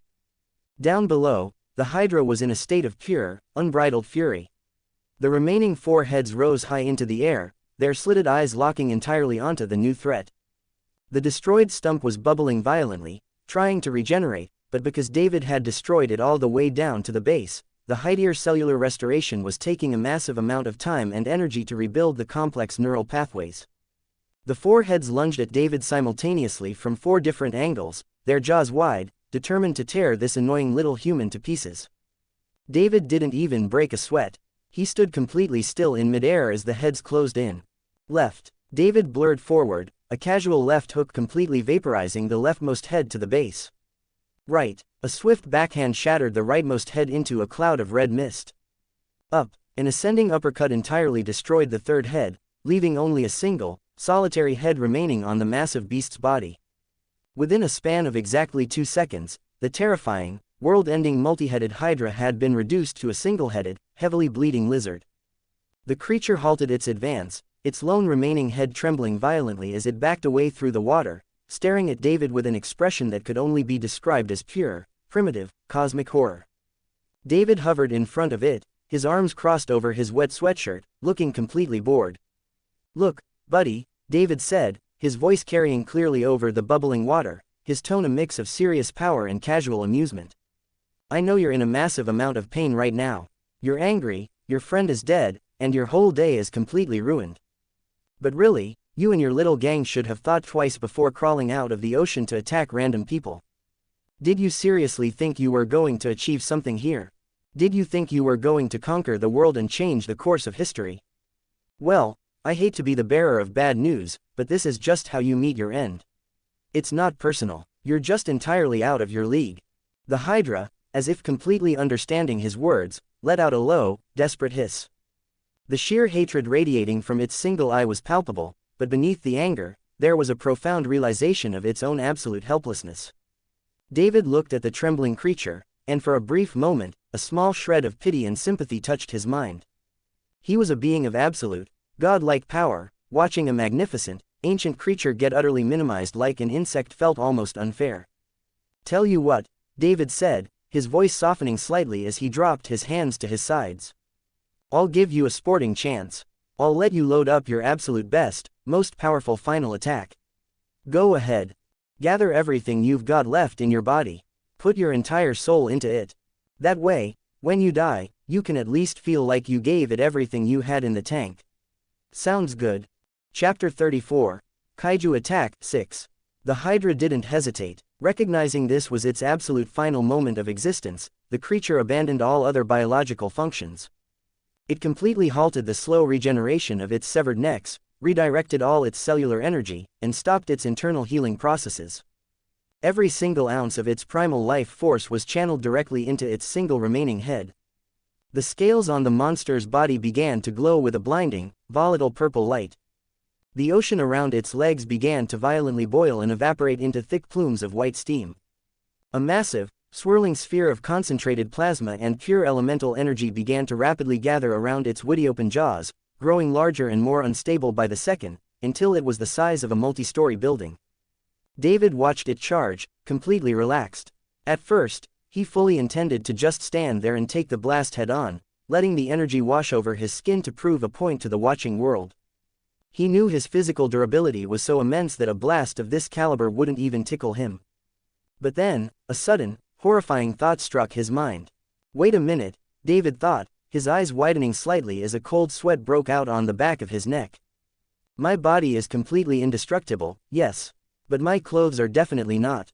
This is a standard cotton sweatshirt and denim jeans. If a blast of this absolute magnitude hits me head-on, it's going to completely vaporize my outfit. I'll be left standing here entirely buck naked. In the entire news media, CNN, Fox, every helicopter on the East Coast is broadcasting this live to millions of families across the globe. I am absolutely not becoming a global meme for flying around naked. Cecil would never let me live it down. At the exact millisecond the Hydra unleashed the colossal, blinding beam of purple destruction, David quickly raised his hand and snapped a dense, spherical green energy barrier around his body. The ultimate plasma beam struck David's barrier with the force of a tectonic shift. The resulting detonation was so unimaginably massive that it completely blinded every single person within a 50-mile radius. A spectacular, roaring dome of purple and white light consumed the entire center of the bay. The sheer, concussive atmospheric shockwave slammed into the surrounding heroes, launching War Woman, Tech Jacket, and Robot backward through the air for miles like leaves in a hurricane. Down in the bay, the massive military aircraft carriers, vessels that weighed over 100,000 tons, were physically pushed through the water for miles, their anchors snapping like twigs under the immense displacement. The news helicopters, despite being parked miles away in a designated safe zone, were violently caught in the artificial winds, their pilots desperately fighting the controls as they were forced backward into the sky. The immense displacement of the ocean water created a massive, swelling wave, a small-scale, terrifying tsunami that immediately began rushing outward from the epicenter, heading straight toward the crowded beaches and coastal infrastructure of Miami. As the blinding, catastrophic light finally began to subdue, the world held its breath, waiting to see the charred remains of the battlefield. Through the thinning smoke, David floated completely unharmed. His green barrier dissolved, revealing his sweatshirt and jeans were still entirely pristine, perfect, and completely untouched. Not a single strand of his hair was out of place, and there wasn't even a single drop of sweat on his forehead. He looked completely immaculate, as if he had just stepped out of a luxury department store rather than a nuclear-level explosion. Nolan, Mark, and the surviving heroes stared at him from the distant skies, their minds completely failing to grasp the sheer, absurd scale of his durability. He hadn't just survived an ultimate attack, he had entirely neutralized it without a single scratch. David looked down at the massive, roaring tsunami wave that was rapidly rushing toward the Miami shoreline, threatening to flood the city. He casually extended his right arm downward, clenched his fist, and gave a light, incredibly soft downward punch toward the open air. A localized, hyper-focused wave of pressure shot out from his fist. The moment the pressure hit the rising tsunami, the counterforce completely flattened the wave, instantly dissolving the towering wall of water back into a calm, gentle ripple that lapped harmlessly against the sand. With that secured, David turned his gaze back to the completely exhausted, heavily panting Hydra monster in front of him. The creature's single head was drooping, its life force entirely depleted from the final attack. David floated closer, stopping inches away from its snout. He offered a soft, respectful nod. "You did good, buddy," David said, his voice carrying a genuine tone of respect. "Stand proud, you're strong." The Hydra blinked its large eye once, as if accepting its fate. But now, David smiled, his eyes flashing with a sudden, lethal light. "It's my turn." Before the creature or any of the watching heroes could even register a movement, David flew forward. He didn't just move fast, he accelerated to such an incomprehensible velocity that he became completely invisible to the human eye, leaving a vacuum of shattered air in his wake. He flew directly through the center of the Hydra's remaining head. Like a bullet passing through a body, David entered through the front of the skull and emerged cleanly out of the back of the neck, completely hollow out the creature's final brain center. For a brief second as he flew out the other side, his entire body and clothes were completely covered in a thick layer of dark, viscous monster blood. But David didn't slow down gently. The exact millisecond he cleared the monster's body, he brought himself to a complete, violent standstill in midair. The sheer, instantaneous deceleration created a massive sonic boom that radiated outward from his own body, creating a violent blast of wind that instantly stripped every single drop of blood and gore off his skin and clothes, casting it away into the ocean. He stood there, completely dry once more, his sweatshirt spotless. Behind him, the massive, headless form of the Hydra kaiju groaned, its immense bulk completely losing all muscle tension. It tilted forward, collapsing into the sea with a spectacular, final splash. Its reign of terror completely concluded. A heavy, absolute silence fell over the entire coastline of Miami. The heroes hovered in the air, the military sailors stood on the decks, and millions of people watched their televisions, entirely too shocked to speak a single word. Every single camera lens, every eye, and every thought on the planet was completely focused on the black-clothed figure floating calmly in the center of the sky. But in the midst of this global awe, nobody was paying attention to the northern front of the bay. Well, nobody except David. Chapter 35, Kaiju Attack 7. Down in the northern shallows, the third and final monster, the towering, Godzilla-like kaiju, was currently experiencing a level of absolute panic that its ancient, primitive brain didn't even know was possible. Initially, when its younger brother, the crab kaiju, had been turned into a hollowed-out archway of smoking meat, it hadn't panicked. It had supreme, unwavering faith in its big brother, the multi-headed Hydra. Hydra would handle it, like it had always handled everything. The Hydra was the pinnacle of their age, it had unmatched regeneration, infinite elemental energy, and had easily handled the red-caped man who claimed to be the strongest on this world. But it had just watched this new, black-clothed human casually destroy the Hydra's heads like they were nothing more than dandelion fluff. It had watched its big brother unleash its ultimate, soul-burning final attack, only for the human to shrug it off without a single wrinkle on his shirt, before casually flying straight through its skull. The Godzilla kaiju began reconsidering its life choices. Perhaps violence is not the answer. Perhaps diplomacy exists. Perhaps we should have stayed underwater. Perhaps invading humanity was a mistake. Right now, it didn't want any part of this anymore. It completely abandoned all thoughts of glory, all thoughts of destroying the city, and all thoughts of its ancient heritage. It wanted to implement the oldest, most sacred secret technique passed down through the ages, the Joestar's secret technique of running the hell away. But it knew it couldn't just turn around and sprint, the human would notice the splash immediately. So, the massive, tens of thousands of tons reptilian titan began to move underwater with a level of slow, excruciating deliberation that was absolutely hilarious to watch. It dropped its entire body deep into the sea, leaving only the very tips of its jagged dorsal fins breaking the surface. It paddled its massive tail at a speed of roughly 1 mile per hour, trying its absolute best to look like a completely harmless, drifting log. As it knew if he moved faster, it would attract attention. Fast was suspicious and being slow was subtle, very subtle. Every few seconds, the monster would completely freeze in the water, playing dead, floating perfectly still in the currents, hoping against hope that if it didn't move, the terrifying human in the sky wouldn't be able to see it.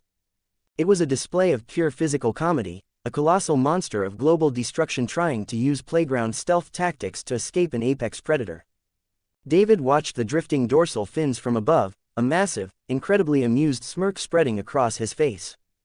The Godzilla kaiju moved slow, then stopped, played dead, then again moved slow, repeating the entire process, hoping and praying that nobody notices him.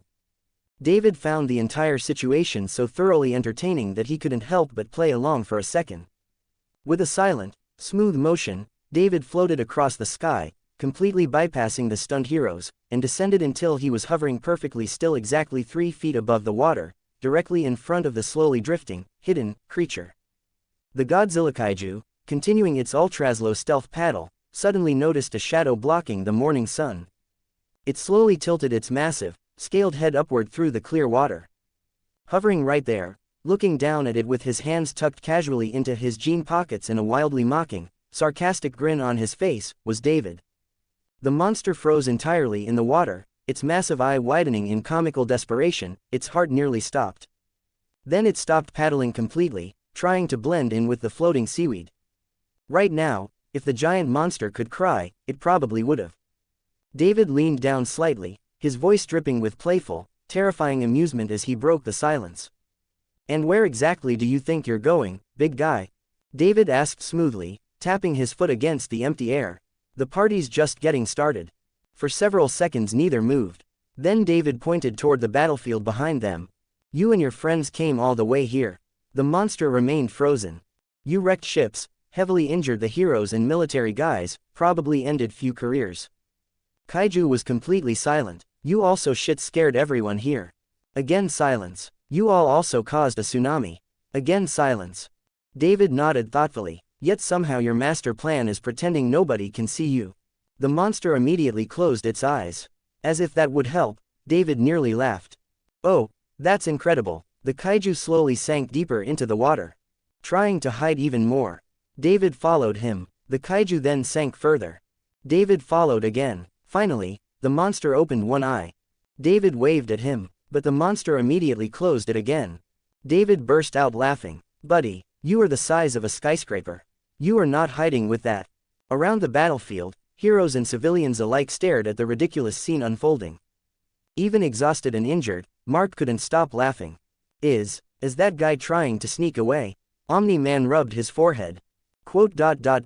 It seems so. Even Eve was laughing now. The Godzilla kaiju looked around desperately, searching for help. But it found none. Eventually it lowered its head. They were defeated, utterly defeated. David floated down until he was standing directly in front of its face. The monster looked like a criminal caught stealing cookies. So, David smiled. Let's talk about what happens to you now.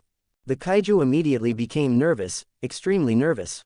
Because somehow, that smile looked far more dangerous than any attack David had used today. Chapter 36. Good boy. The Atlantic Ocean, which just minutes ago had been a boiling, apocalyptic cauldron of blood, plasma blasts, and screaming people, was now eerily, uncomfortably silent. David floated above the gentle, rippling waves, his hands casually tucked into the pockets of his completely immaculate jeans. He tilted his head, a slow, incredibly wide smile spreading across his face as he stared down the massive, terrifying Godzilla-like kaiju that was currently trying, and spectacularly failing, to disguise itself as a piece of floating driftwood. It was trying its absolute best to pretend it wasn't there. Let's talk about what happens to you now, David said. His voice wasn't booming, but it carried across the quiet water with absolute, sharp clarity. The kaiju immediately stopped paddling its massive tail. It froze entirely. To a casual observer, the creature might have just looked like a giant, scaly monster. But David, with his heightened senses, could see the microscopic tremors racking the beast's colossal frame. The monster was sweating. It was vibrating with an intense, paralyzing terror.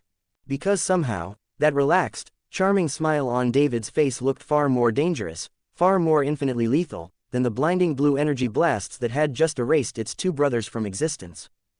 The creature's ancient, primal mind raced. It remembered a time, millennia ago, when it was the undisputed apex predator of the planet. But looking at the small, black-clothed primate hovering before it, the monster felt a deep, instinctual understanding. I'm not the predator, I'm the prey. You understand me, don't you? David continued, his smile turning just a fraction more predatory. I know you guys aren't mindless animals. I saw you coordinating out there. So, here's the situation, your two friends are dead. The kaiju immediately looked toward the floating remains of the battlefield. Its shoulders slumped. Yeah, sorry about that. The beast looked back at him. Well, mostly sorry. They were trying to eat people. The kaiju grumbled. Now, don't give me that look. You were helping them too. It gave another grumble. Exactly. The creature looked away. David shook his head. You know, I almost respect the attempt. 3 giant monsters come out of nowhere, attack humans here, fight every superhero on the planet. He paused. Then you meet me. The kaiju immediately lowered its gaze again. Well, I guess, it's your bad luck. A few nearby soldiers couldn't stop themselves from laughing. Even some exhausted heroes gave wry smiles. Now, you will do as I say, big guy. You are going to slowly, very carefully, raise your head out of the water. You are going to look me in the eye. And you are going to follow me back to the shoreline without making a single sudden movement. If you try to dive, if you try to charge a beam, or if you even look at me funny, I will turn you into a very expensive pair of leather boots. Do we have an understanding? Slowly, agonizingly, the colossal kaiju raised its massive, spiky head from the water. It let out a tiny, pathetic whimper that sounded entirely out of place coming from a creature that weighed tens of thousands of tons. It gave a slow, deliberate nod, its massive yellow eyes wide and completely submissive. Good boy, David chuckled, turning his back on the beast entirely, the ultimate display of disrespect and absolute confidence. Come along, then, let's go see what these guys want to do with you. A few miles away, the atmosphere across the scattered fleet of military aircraft carriers was one of absolute exhaustion. The adrenaline that had been keeping the heroes of Earth fighting far past their physical limits was finally, abruptly crashing. As they realized the battle was actually over, that David had miraculously neutralized the threat, the collective tension broke. War Woman landed heavily on the flight deck of the USS Ronald Reagan, her mace slipping from her bruised, bloody fingers to clatter loudly against the steel. She sank to her knees, her breath coming in ragged, painful gasps. Darkwing, who had been rescued from the water by a military skiff, was sitting on a crate, his cape in tatters, staring blankly at his trembling hands. Bulletproof and Aquarius were lying flat on their backs on the tarmac, letting the GDA medical units rush over them with health kits and oxygen masks. Green Ghost had finally regained consciousness, though she was currently leaning over the railing of the carrier, violently emptying her stomach into the sea. High above, Tech Jacket didn't even land. Her alien armor was sparking violently, several major servos completely fused from the Hydra's plasma attacks. I'm combat ineffective, her voice crackled weakly over the open comms. My support systems are draining. I need to get back to my space station for emergency repairs. Good luck down there, guys. With a sputtering burst of her thrusters, Tech Jacket broke the atmosphere, disappearing into the upper stratosphere. And then, there was Nolan, who remained silent while doctors inspected injuries that would have killed almost anyone else. He sat on the edge of a lowered cargo elevator on the carrier, waving away the GDA medics who were trying to shine penlights into his eyes. His iconic white and red suit was a shredded, blood-soaked mess.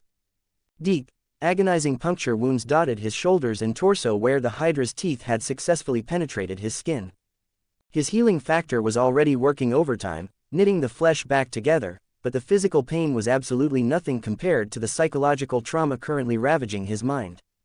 A few feet away, Mark was lying on a stretcher, an oxygen mask over his face, heavily sedated after suffering 3 broken ribs and severe concussive injuries. It was a miracle he was still conscious, although barely. Their eyes remained fixed on David. The same thought lingered in both their minds, but for very different reasons. Mark's expression contained admiration, Nolan's contained concern, very deep concern. The battle had shattered several assumptions. We were completely useless, Nolan thought, his fists clenching so tightly that his knuckles popped. I am a decorated soldier of the Viltrum Empire. I have conquered planets. I have subjugated entire solar systems. And yet, today, I was pushed to the absolute brink of death by an overgrown lizard. Nolan's mind flashed back to his most harrowing memory, the Ragnars. Those terrifying beasts that could tear Viltrum at flesh. But this was somehow worse, because it wasn't just the monsters that had humiliated him.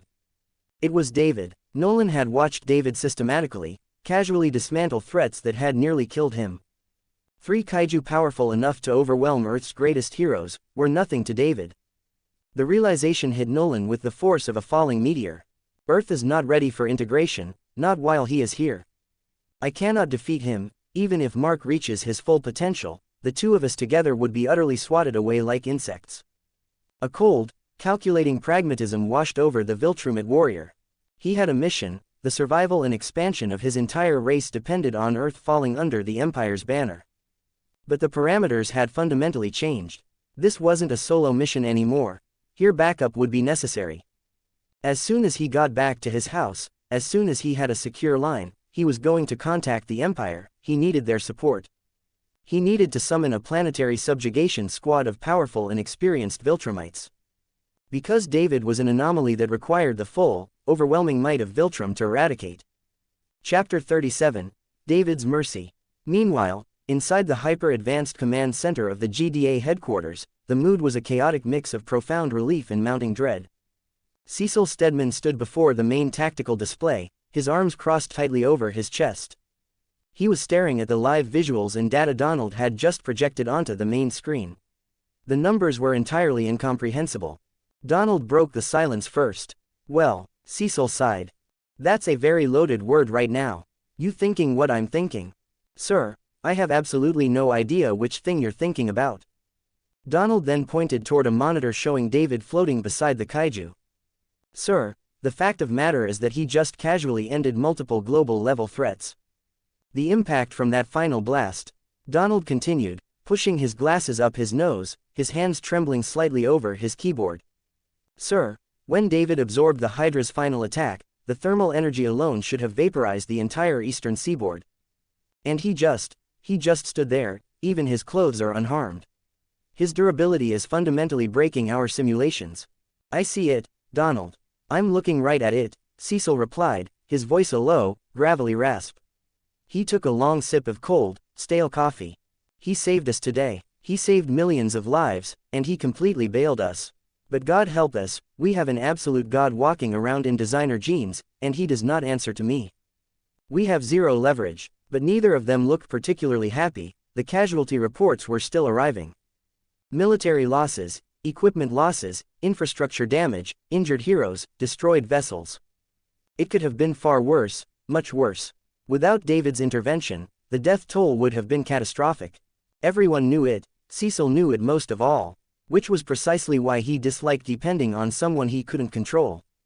He then looked at the secondary monitor, which showed the live feed of David slowly leading the massive, terrified Godzilla kaiju toward the aircraft carrier. What's he doing with the straggler?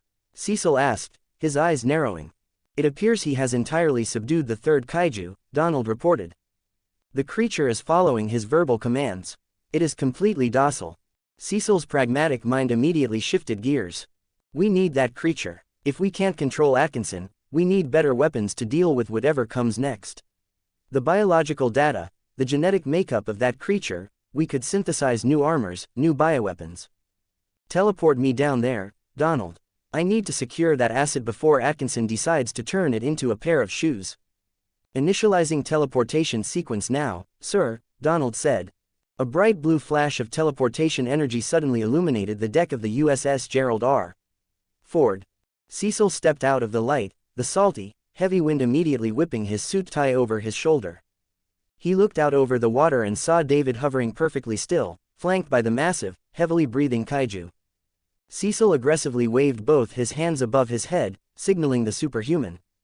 Atkinson, over here. David spotted the grizzled director and let out a soft sigh. He turned his head slightly to look at the massive monster paddling behind him. All right, big guy, come along. We're going to go talk to that man over there. And remember what I said, no funny business, no sudden movements, or I'm turning you into sushi. The kaiju let out a soft, compliant rumble, keeping its massive body low in the water as it followed David toward the carrier. David touched down lightly on the deck, standing a few feet from Cecil. The towering monster loomed in the water directly behind David, resting its massive chin on the edge of the flight deck, looking incredibly out of place. Well, Cecil, David smirked, brushing a non-existent speck of dust off his shoulder. I believe you owe me a rather large bonus. I saved your cruise ships, I saved your incredibly incompetent team of superheroes, and I even cleaned up the mess. You're welcome, by the way. Cecil didn't bite at the sarcasm. He was all business. You did good today, I won't deny that. You saved a lot of lives, and I'm very grateful. But we have a situation here. Cecil pointed a stern finger at the massive, blinking kaiju resting its head on the deck. What exactly is your plan for that guy? Plan? David echoed, raising an eyebrow. I don't have a plan. I was honestly just going to tell him to go home and think about what he's done. Absolutely not, Cecil snapped, his tone uncompromising. That thing is a walking weapon of mass destruction, it's an extinction event. We are capturing it. I have containment teams mobilizing right now. We are going to put it in a maximum security holding facility, run tests, and figure out how to utilize its biology to bolster global defenses. David stared at Cecil for a long, quiet moment. Then, he slowly turned to look at the kaiju. The monster, perhaps sensing the hostility in Cecil's tone, looked down at David. It let out a pathetic, low whine. Its massive eyes widened, projecting a look of profound, innocent sorrow that looked entirely ridiculous on a creature that had just been trying to vaporize the city. It looked exactly like a gigantic, scaly puppy that had just been caught chewing on the living room rug. David felt a sudden, massive wave of nostalgia hit him. Looking at the creature's pathetic expression, he was instantly reminded of his favorite giant monster from his old world. He had watched most of its movies growing up. So, he couldn't help it, he actually felt bad for the big guy. No, David said simply, turning back to Cecil. We're letting him go. Cecil's good eye twitched violently. Excuse me, Did you just say we are letting the city-destroying monster go? Atkinson, are you out of your goddamn mind? 2 hours ago, this thing was trying to irradiate Miami. Yeah, and then he watched me turn his 2 best friends into ocean chum, David retorted calmly. He's traumatized, Cecil. Look at him, he's shaking, he's terrified. He's learned his lesson, he's not going to bother anyone ever again. Right, buddy. David pointed his thumb over his shoulder at the kaiju. As if understanding the exact context of the conversation, the kaiju violently and rapidly shook its massive head from side to side, indicating a very frantic, very desperate. No, I will never attack anyone ever again. See, David smiled, throwing his hands up. He's a reformed citizen, he's practically a pacifist now. I don't care if he's enrolled in anger management classes. Cecil yelled, his patience completely evaporating. It is a liability, it is a massive, walking risk to global security. What if it gets hungry? What if it wanders into a shipping lane? I am the director of the Global Defense Agency, and I am ordering the containment of this hostile asset. The back and forth escalated, the 2 men staring each other down on the bloody deck of the carrier. Finally, David let out a heavy, incredibly irritated sigh. The charming smile vanished entirely, replaced by a cold, authoritative glare that made the hairs on the back of Cecil's neck stand straight up. Cecil, respectfully, fuck off, David said, his voice dropping to a dangerously low register. Let's be completely honest with each other here. You want to capture him? With what army? Look around you. David gestured to the exhausted, bleeding heroes scattered across the deck, and to Omni-Man sitting quietly in the distance. Your entire roster of heavy hitters just got folded like cheap lawn chairs. Your military was completely useless. If I hadn't stepped in, you'd be reading casualty reports in the millions right now. Cecil opened his mouth to argue, but David stepped forward, closing the distance. You do not have the power to contain him, Cecil, David stated, delivering the absolute, unfiltered truth. If you try to lock him in a cage, he will eventually break out, and he will kill thousands of your people in the process. So, I am making an executive decision. I am letting him go. And if he ever decides to come back and cause trouble, I will personally deal with it. Do we understand each other? Cecil stared into David's eyes, he hated it. He absolutely loathed being entirely powerless. But he was a pragmatist, first and foremost. He knew David was right.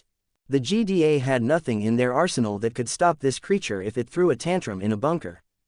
Cecil clenched his jaw, giving a single, stiff nod. Fine, it's on your head, Atkinson.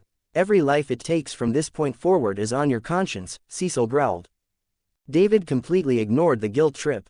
He turned his back on the director and walked right up to the edge of the flight deck, looking the massive kaiju dead in the eye. All right, big guy, listen to me very carefully, David said, his tone softening back into a conversational, almost friendly rhythm. You are getting a second chance today. You are going to turn around, you are going to swim down into the deepest, darkest trench you can find, and you are going to stay there. You are going to eat whales, or giant squids, or whatever the hell it is you eat. But if I ever see your ugly mug anywhere near a populated shoreline again, I promise you, I won't be nearly as polite as I was today. David pointed at the horizon. So, go on, now get out of here, go somewhere far away. The Godzilla kaiju didn't need to be told twice. It let out a sound that could only be described as a joyous, incredibly relieved burble. It gently nudged its massive snout against the steel of the carrier as a weird sign of respect, before slowly pushing itself backward into the deep water. With a powerful, happy swish of its massive tail, the creature submerged beneath the waves, peacefully swimming away from the chaos it had caused, heading directly out into the deep Atlantic. Well, that was lovely, David smiled, dusting his hands off. Now, Cecil, about that bonus. Before David could finish his sentence, the incredibly loud, rhythmic thumping of heavy rotor blades drowned out his words. David and Cecil both looked up, hovering just a few hundred yards away, forming a tight, noisy semicircle around the airspace of the aircraft carrier, were half a dozen civilian news helicopters. Emblazoned on their sides were the logos of the world's biggest media conglomerates: CNN, Fox News, the BBC, CBS News, the Daily Bugle, and several others. High-definition camera lenses were zoomed in, capturing every single angle of the man who had just saved the world. Ah, the paparazzi has arrived, David grinned, his eyes lighting up. Atkinson, do not engage with the press, Cecil warned immediately, grabbing David's forearm. You haven't been briefed. You don't have GDA talking points. Let our PR department handle this. David looked down at Cecil's hand, then back up at the director's scarred face. Cecil, my man, I am my own PR department. Leaving Cecil completely mid-sentence, David casually phased right through the director's grip and launched himself directly into the air. Cecil let out a string of vicious curses, watching helplessly as the most powerful being on the planet flew directly toward the hungry maws of the global media. Chapter 38, Smooth Operator. As David approached the semicircle of helicopters, he stopped roughly 50 feet away, hovering perfectly still in the air. He looked absolutely immaculate. While every other hero below looked like they had just survived a meat grinder, David looked like he had just stepped out of a high-end cologne commercial. The wind gently ruffled his hair, and he flashed a brilliant, blindingly charismatic smile that was currently being broadcast live to hundreds of millions of televisions around the globe. Instantly, the chaos erupted. The side doors of the helicopters were slid open, and reporters leaning out in safety harnesses began screaming questions over the deafening roar of the rotors. 17. Over here, where did you come from? How did you defeat the monsters so easily? Why did you take action today? Are you working with the government? Are you the strongest? What is your current relationship with Omaniman? Questions exploded from every direction. It was a wall of absolute noise. People were talking over each other, shoving their microphones dangerously far out of the choppers, completely desperate to get the first exclusive quote from the new hero of Earth. David couldn't even tell who was speaking anymore. After 30 seconds he raised both hands, in a calming, magnanimous gesture. He let his key subtly manipulate the air around him, allowing his voice to easily cut through the mechanical roar of the helicopters, projecting clearly into every single microphone. All right, folks, let's calm down. David called out, his tone dripping with an incredibly polished, Homelander-esque faux humility. I appreciate the enthusiasm, I really do. But I only have one mouth, and you all have a lot of questions. So, let's do this civilly. I have super hearing, not miracle hearing. Now, one at a time. You there, with the red tie. Go ahead. A reporter from a major American news network nearly dropped his microphone in his excitement. Sir, the entire world just watched you casually destroy threats that completely decimated the Guardians of the Globe and Omni-Man. The public is terrified but amazed. Who exactly are you, and where did you get this kind of power? David chuckled, flashing that million-dollar smile, placing a hand over his heart. Well, first of all, let me just say how incredibly honored I am to be able to help out today. I'm just a guy who loves this planet, loves this place, and absolutely hates seeing good, hard-working people get killed. As for my powers, let's just say I've spent a lot of time working on myself. Eating right, getting plenty of sleep, and, practicing my right hook. It's all about dedication, folks. With hard work, you can also become like me. The reporters furiously scribbled notes, completely enraptured by his charisma. Next, you, in the blue jacket. David pointed. David, or number 17. A female reporter from a British network shouted. If you possess this level of overwhelming power, why did you wait so long to engage the monsters? Why did you let the other heroes suffer such heavy casualties before stepping in? David's smile didn't waver, but his eyes hardened just a fraction, projecting the perfect image of a deeply responsible savior. That is a fantastic question. You see, when I arrived on the scene, my absolute first priority wasn't to punch a monster. It was the civilians. There were massive cruise ships trapped in the crossfire, carrying tens of thousands of innocent lives. While the other heroes were busy engaging in heavy combat, I made the executive decision to secure the perimeter and physically relocate those ships to safety. I value human life above all else. Once the civilians were out of harm's way, well, then I had a little free time to help the team out with the heavy lifting. It was the perfect spin. He had just made the other heroes look like meatheads entirely focused on fighting, while he was the true, caring savior of the people. Do you consider yourself Earth's strongest hero now? Another question came up. David immediately pointed toward Nolan. That sounds like a question designed to start a fight.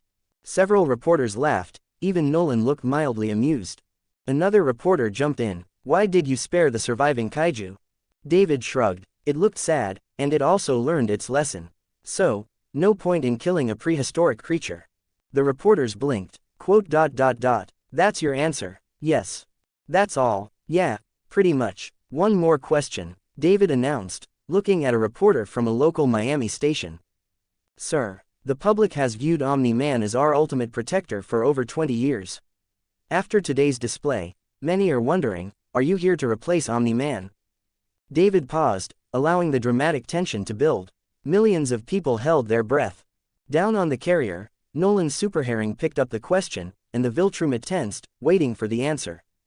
Replace Omni-Man, David said softly, his voice laced with a heavy, deeply sarcastic respect. Oh, absolutely not. Omni-Man is an institution, he's a legend. He did his absolute best today, and we should all applaud him for his effort. I'm not here to replace anyone. I'm just here to make sure that when the institutions fail, when the legends fall short, the people should know they still have someone watching the sky. So, stay safe, world. David offered a sharp, incredibly charismatic two-finger salute to the cameras. Billions watched you defeat those creatures. What message would you like to send to the world? David considered it, then smiled. Relax. The reporters stared. That's your message? Yes. He gestured around. Today was a terrible day, people got hurt, a lot of heroes nearly died. His expression softened slightly, but good people stood up anyway. For a moment the joking disappeared. So maybe relax a little. The world survived another disaster. The crowd grew quieter, then another reporter ruined the mood. Are you dating Adam Eve? David nearly choked. What? Every camera immediately focused on him. Oh, come on. The questions intensified. It's the way you holding her during the battle. Did she call you first? Have you gone on a date? How long have you known each other? This is getting ridiculous. Unfortunately for him, the reporters looked thrilled. Out of the corner of his eye, David noticed a familiar flare of pink energy. A few hundred yards away, floating just outside the media circus, was Adam Eve. She had completely recovered from her exhaustion, her aura glowing brightly.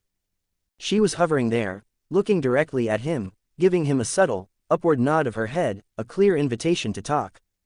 David's smile turned genuine. A conversation with Eve sounded infinitely more entertaining than answering another question. As another reporter opened his mouth to scream more question about his dating life, David quickly interjected.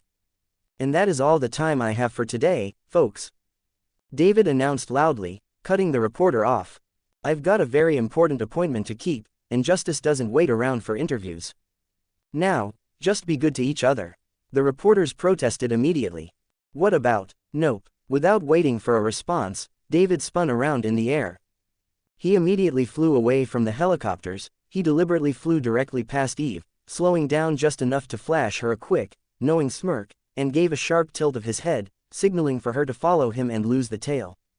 Eve rolled her eyes playfully, a soft smile breaking across her face, and immediately fired her own powers, blasting off into the sky right behind him. The two heroes shot into the upper atmosphere together, a streak of black and a streak of brilliant pink, leaving the chaotic war zone and the deafening helicopters far behind. And as the two figures disappeared into the distant horizon, hundreds of cameras still captured the moment. Across the world, the news anchors entirely forgot about the apocalyptic battle that had just occurred. The live feeds broadcasted the footage of the mysterious savior giving a secret signal to the beautiful Adam Eve, before the two of them flew off into the sunset together. Within minutes, the global internet exploded. The apocalypse was old news, the greatest superhero gossip in the history of the planet had officially begun. By evening, the entire world would be arguing about it. Neither of them knew it yet, but that was going to be a completely different headache.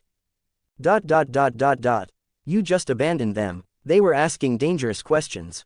Were they? They were trying to get information about my love life. Eve laughed despite herself, the first genuine laugh she'd had all day.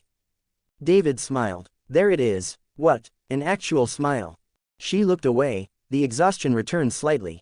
It had been a difficult, painful and confusing week for her, and add to the fact everything with Rex, the fight, her almost dying. All of it was too much for her.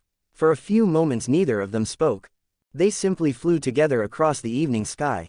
Far below them, emergency crews worked tirelessly. In front of them, the setting sun painted the clouds gold.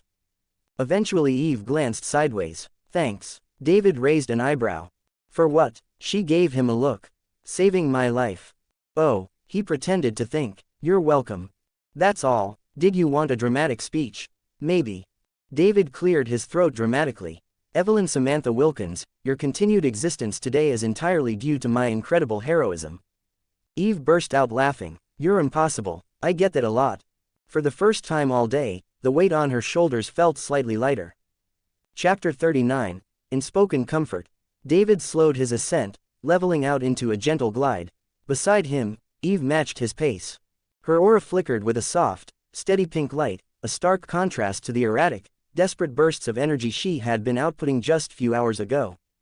Neither of them spoke. After everything that had happened today, the silence felt surprisingly comfortable. Eve glanced at him from the corner of her eye, taking in his completely unbothered posture. He was flying with his hands casually tucked into his pockets, his black sweatshirt completely untouched by the carnage they had just waded through. Eve, on the other hand, felt like she had been dragged behind a speeding truck. Her uniform was scuffed, her muscles ached with a deep, throbbing fatigue, and her mind was still struggling to process the sheer scale of what she had just witnessed. You know, Eve started, her voice finally breaking the comfortable silence between them, when you said you were going to handle it, I didn't think you meant you were going to literally hollow out a giant crab and then spank a Godzilla knockoff into submission. I think you might have actually traumatized that last one. David chuckled, a warm, resonant sound that seemed to cut right through the lingering adrenaline in Eve's system. Hey, I tried to use diplomacy first. But these ancient monsters, they just don't want to sit down and talk things out over a cup of coffee. It's always, roar, destroy the city, eat the civilians. At some point, you just have to establish some firm boundaries. Well, you just beat 3 monsters that nearly wiped out every hero on the planet, and I think most people would be bragging right now.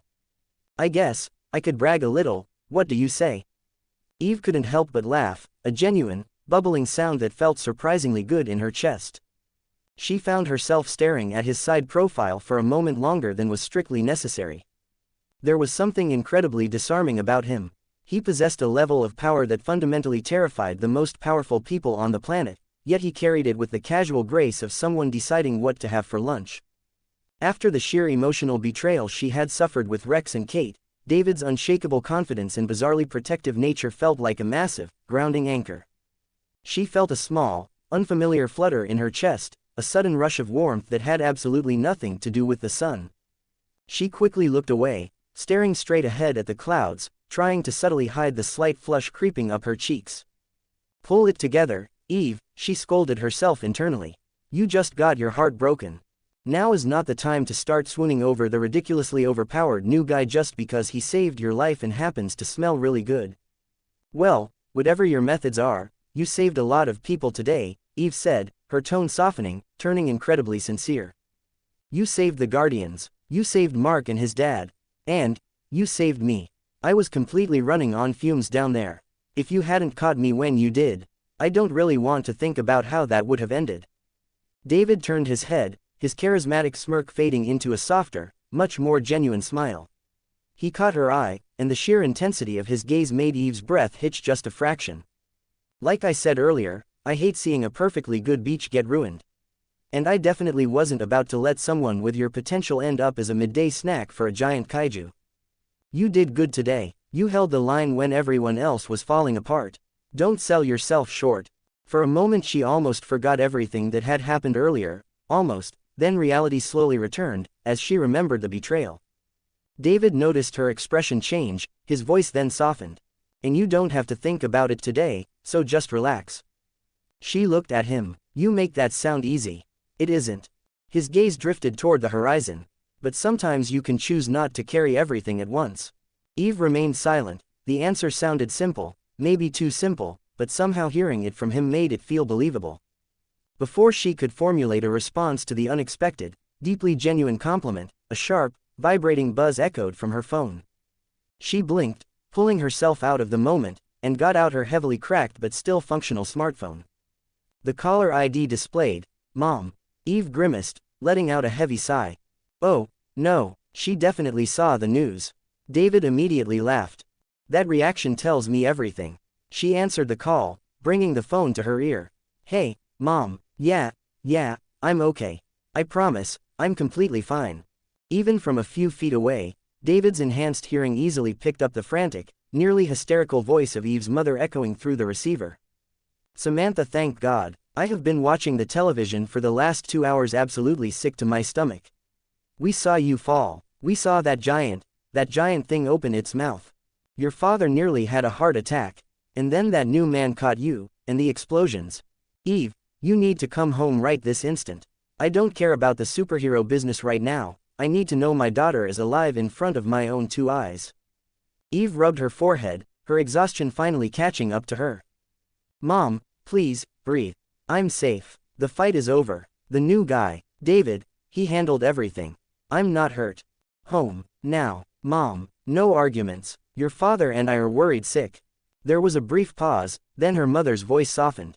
We just want to see you, sweetheart. Eve's expression changed slightly, the irritation disappeared. Yeah, okay, I'll come home. Just put the kettle on, alright. I'll be there in 10 minutes. She hung up the phone, slipping it back into her pocket with an apologetic wince toward David. Moms, David smiled knowingly, gesturing for her to go ahead.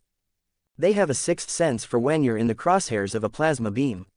You better get going before she calls the GDA and demands Cecil send a search party. Eve groaned. Please don't say it like that. I'm absolutely saying it like that. She laughed despite herself, then her expression became a little awkward. Yeah, I really should go home, she said, hovering in place as David stopped beside her. She suddenly felt a strange reluctance to leave. The sky felt peaceful, and talking to him felt incredibly easy. For a moment neither moved, then Eve smiled, a genuine one. Thanks for today. David raised an eyebrow. Only today. Now, let's not push it. They shared another laugh, as Eve slowly backed away looking seriously at David. Thank you again, David. Truly, for everything today. Maybe when the world isn't actively ending, I can buy you that cup of coffee. I'll hold you to that, David replied, offering a smooth, two-finger salute. Fly safe. I'll see you around. David nodded. Well, definitely. Eve offered one last, lingering smile before pivoting in the air. Her pink aura flared brightly, and she shot off toward the west, heading back toward the suburbs of Chicago. David watched her go until she was just a speck of pink light against the horizon. The smile slowly faded from his face, replaced by a quiet, contemplative expression. He let out a long, heavy exhale, running a hand through his hair. What an absolutely insane day, David thought to himself, his inner monologue taking over as he floated alone in the vast emptiness of the sky. First the press conference, then putting Nolan in his place, and now casually dismantling a kaiju invasion. I have completely upended the timeline of this world in less than 48 hours. Omni-Man knows he's completely outmatched. Cecil is probably having a stress-induced aneurysm trying to figure out how to control me. And the entire planet is currently worshipping the ground I walk on. He stretched his arms above his head, his joints popping satisfyingly. Well, step 1 of establishing absolute dominance is complete. But I need to be careful. Backing Nolan into a corner might make him desperate, and a desperate Viltrumite is a highly unpredictable variable. I need to keep a close eye on him and Mark. Well, whatever, it's not like they can do anything to me. Reaching into his own pocket, David pulled out his smartphone. He tapped a single number, bringing the phone to his ear. It rang exactly half a time before a crisp, impeccably polite voice answered. Good afternoon, sir. I trust the pest control operations in Miami were concluded to your satisfaction.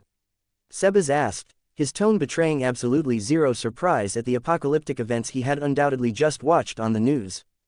Handled perfectly, Sebas, though I did get some saltwater on my favorite sweatshirt, David chuckled, banking through the air and setting a flight path back toward his sprawling penthouse. I'm heading home now. It's been a very long, very hectic day. Be a good man and have dinner ready for me when I arrive. Something heavy. I actually burned a few calories today. Right away, sir. I shall prepare the Wagyu beef Wellington with a red wine reduction. Have a pleasant flight home. David hung up the phone, a satisfied smirk returning to his face. God, I love being me.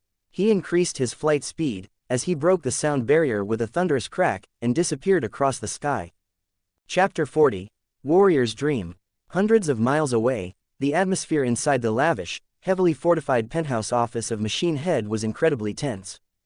The massive, wall-to-wall flat-screen monitors that usually displayed stock markets, illegal weapons shipments, and blackmail materials were all currently tuned to the global news networks.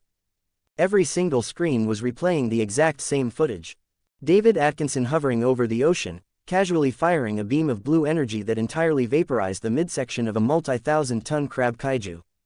Machine Head stood in the center of the room, his cybernetic, heavily modified head gleaming under the recessed lighting. His robotic jaw clicked furiously, and his artificial, auto-tuned voice modulated with a heavy, metallic rage. "Do you understand the strategic loss we have just incurred, Isotope?" Machine Head demanded, slamming his organic fist down onto a solid desk, cracking the wood. Those creatures were not random anomalies, they were titans. Quote, "Tell me I'm hallucinating." Nobody answered. Then, Isotope quietly replied, "You are not." Machine Head pointed furiously at David on the television. "Do you know how much money those creatures were worth?" Absolute silence. "A fortune." He slammed both hands onto the table. "Do you understand what I could have done with one of them?"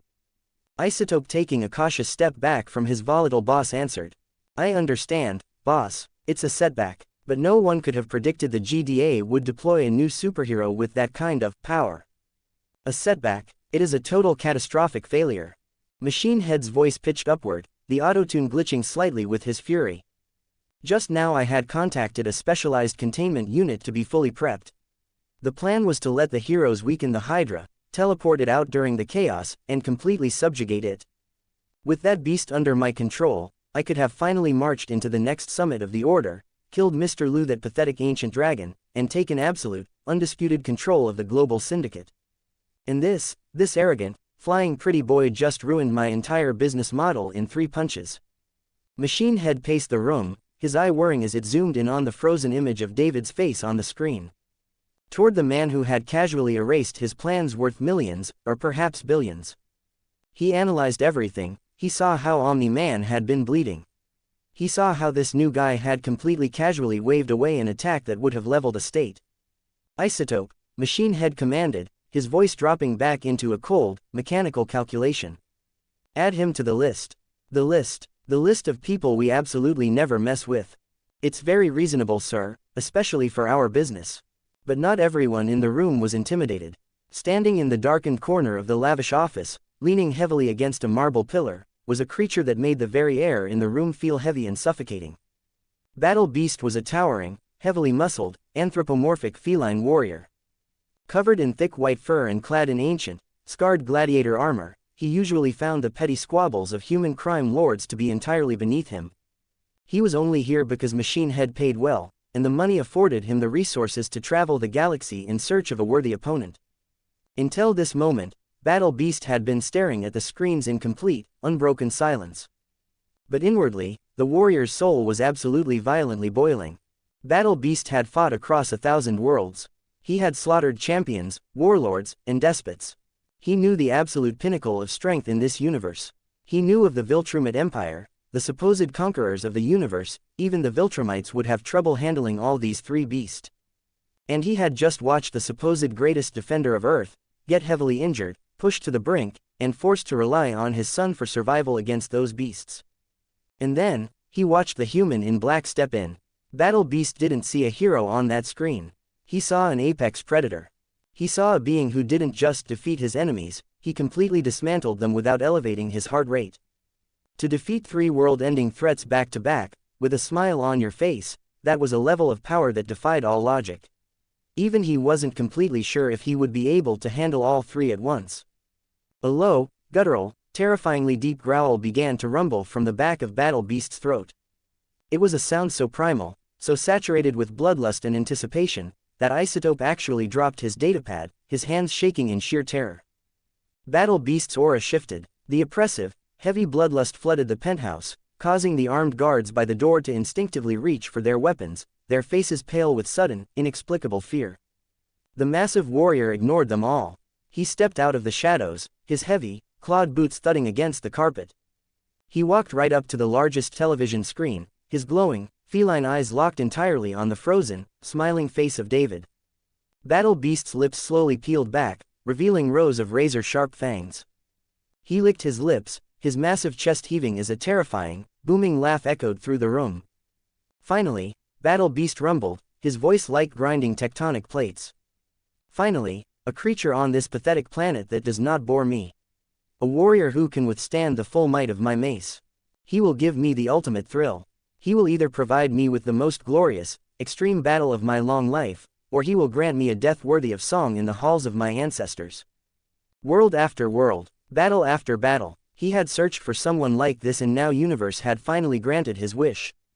Machine Head turned his face toward his hired muscle, his internal processors warning him not to provoke the warrior. Battle Beast, I just placed him on the strict non-engagement list. You are on my payroll. Battle Beast didn't even look at Machine Head. He simply kept staring at David's face on the monitor, his claws slowly gouging deep, permanent grooves into the mahogany desk. Keep your money, Battle Beast purred, a savage, unrestrained joy radiating from his massive frame. I have found my true purpose on this world. Chapter 41, Angstrom's Fear. Far away from the glitz of Miami and the criminal underworld, hidden deep within a dark, highly advanced, and completely off-the-grid warehouse, a very different kind of meeting was taking place. The massive, cavernous room was illuminated only by the pulsing, sickly green light of dozens of swirling dimensional portals. Surrounding a massive, highly complex machine in the center of the room stood dozens of men. They all looked exactly alike. They all wore identical, slightly disheveled clothing, they all had the same thinning hair, and they all shared the exact same tired, incredibly burdened eyes. Angstrom Levy, the prime version from this specific dimension, stood at the head of a long, metallic conference table. He rubbed his temples, staring at a holographic projection floating in the center of the table. The projection was playing the news footage from Miami. Angstrom Levy and his variants from hundreds of worlds, hundreds of lifetimes, hundreds of perspectives, were all focused on the same screen. They all watched in absolute, horrified silence as David casually flew straight through the skull of the Hydra, entirely neutralizing a threat that should have taken the combined might of a planetary defense to stop. This is impossible, whispered a Levy variant on the left, a man who possessed horrific burn scars across his face from a Viltrumite invasion in his home dimension. I have traveled to infinite number of distinct realities. I have mapped the genetic deviations, the timeline splits, the butterfly effects. This man does not exist in a single one of them. He is a complete, total anomaly. He is an anomaly with the power to completely shatter a timeline, Prime Levy said, his voice heavy with a profound, terrifying realization. He looked around at his multidimensional copies. We gathered here for a single, unified purpose. To combine our memories, to share the knowledge of 1,000 worlds so that we can cure diseases, stop wars, and most importantly, find a peaceful, definitive solution to the Viltrumite threat. Mark Grayson and his father have destroyed countless realities. In this universe, Mark is still young. He can be an ally. With his help and my knowledge we can build a utopia and also save other dimensions. Prime Levy paused, pointing a trembling finger at the hologram of David. But him, this, 17, he effortlessly defeated those beasts that were about to end Mark and Nolan. He possesses a power scale that makes the Viltrumites look like children playing in a sandbox. If his motivations are impure, if he decides to become a tyrant, he could conquer this Earth in a single afternoon, and there is absolutely nothing Mark or Nolan could do to stop him.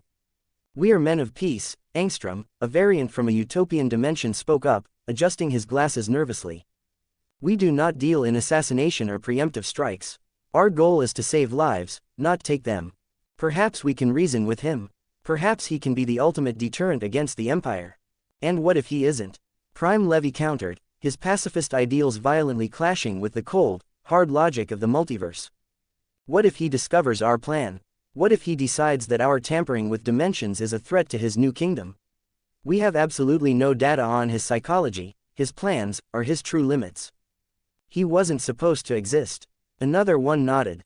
The timeline is changing. A third folded his arms. Not changing, it's diverging. Every version of Angstrom understood the implications.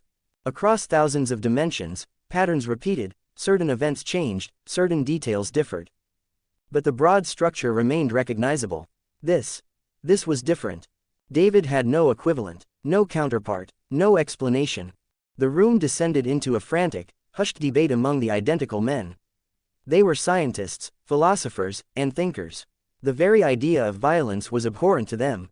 But as they watched the sheer, casual destruction David was capable of, the terrible math of the situation began to settle in their collective minds.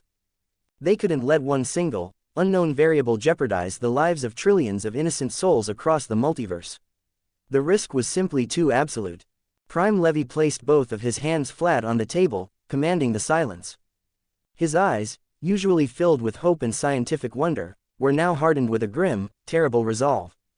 I am a pacifist, Prime Levy stated clearly, speaking to the entire room. I abhor violence, but we cannot allow our grand design, our chance to save countless worlds, to be held hostage by a single wild card. A heavy, incredibly dark silence fell over the gathered variants. They all knew what that statement meant. They were crossing a line they had sworn never to cross. I will not approach him directly right now, Prime Levy continued, his mind already formulating a dozen different contingencies. That would be suicide. I will attempt to monitor him, to understand his limits. Angstrom looked at the frozen image of David, then closed his eyes. I really don't want conflict. That statement was genuine and every version of him knew it. He wanted solutions, peace, order. A future where every world survived, but achieving that future required certainty and David represented uncertainty itself. After several minutes of discussion, a conclusion emerged. Not an ideal one, but a necessary one. We agree we need to learn more about him, observe him, and if he isn't dangerous, we can probably speak with him if possible. And if that fails? The room fell silent. Prime Angstrom opened his eyes. If every other option fails? His gaze hardened. Then we do what must be done. This man, he will be removed from the equation. By any means necessary. No one celebrated this decision, no one enjoyed it.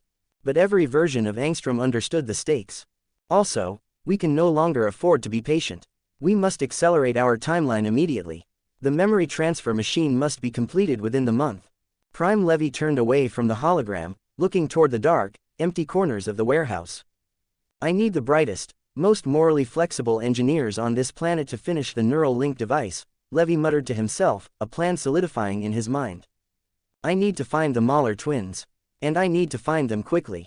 Everything needed to accelerate, because the timeline was changing, and for the first time in a long time, that frightened even Angstrom Levy. If you want some extra chapters, be sure to check out my Patreon page. It's few chapters ahead of webnovel and the chapters are also long so you can check it out. P. Adrian. Com. NovaaScribe. To be continued.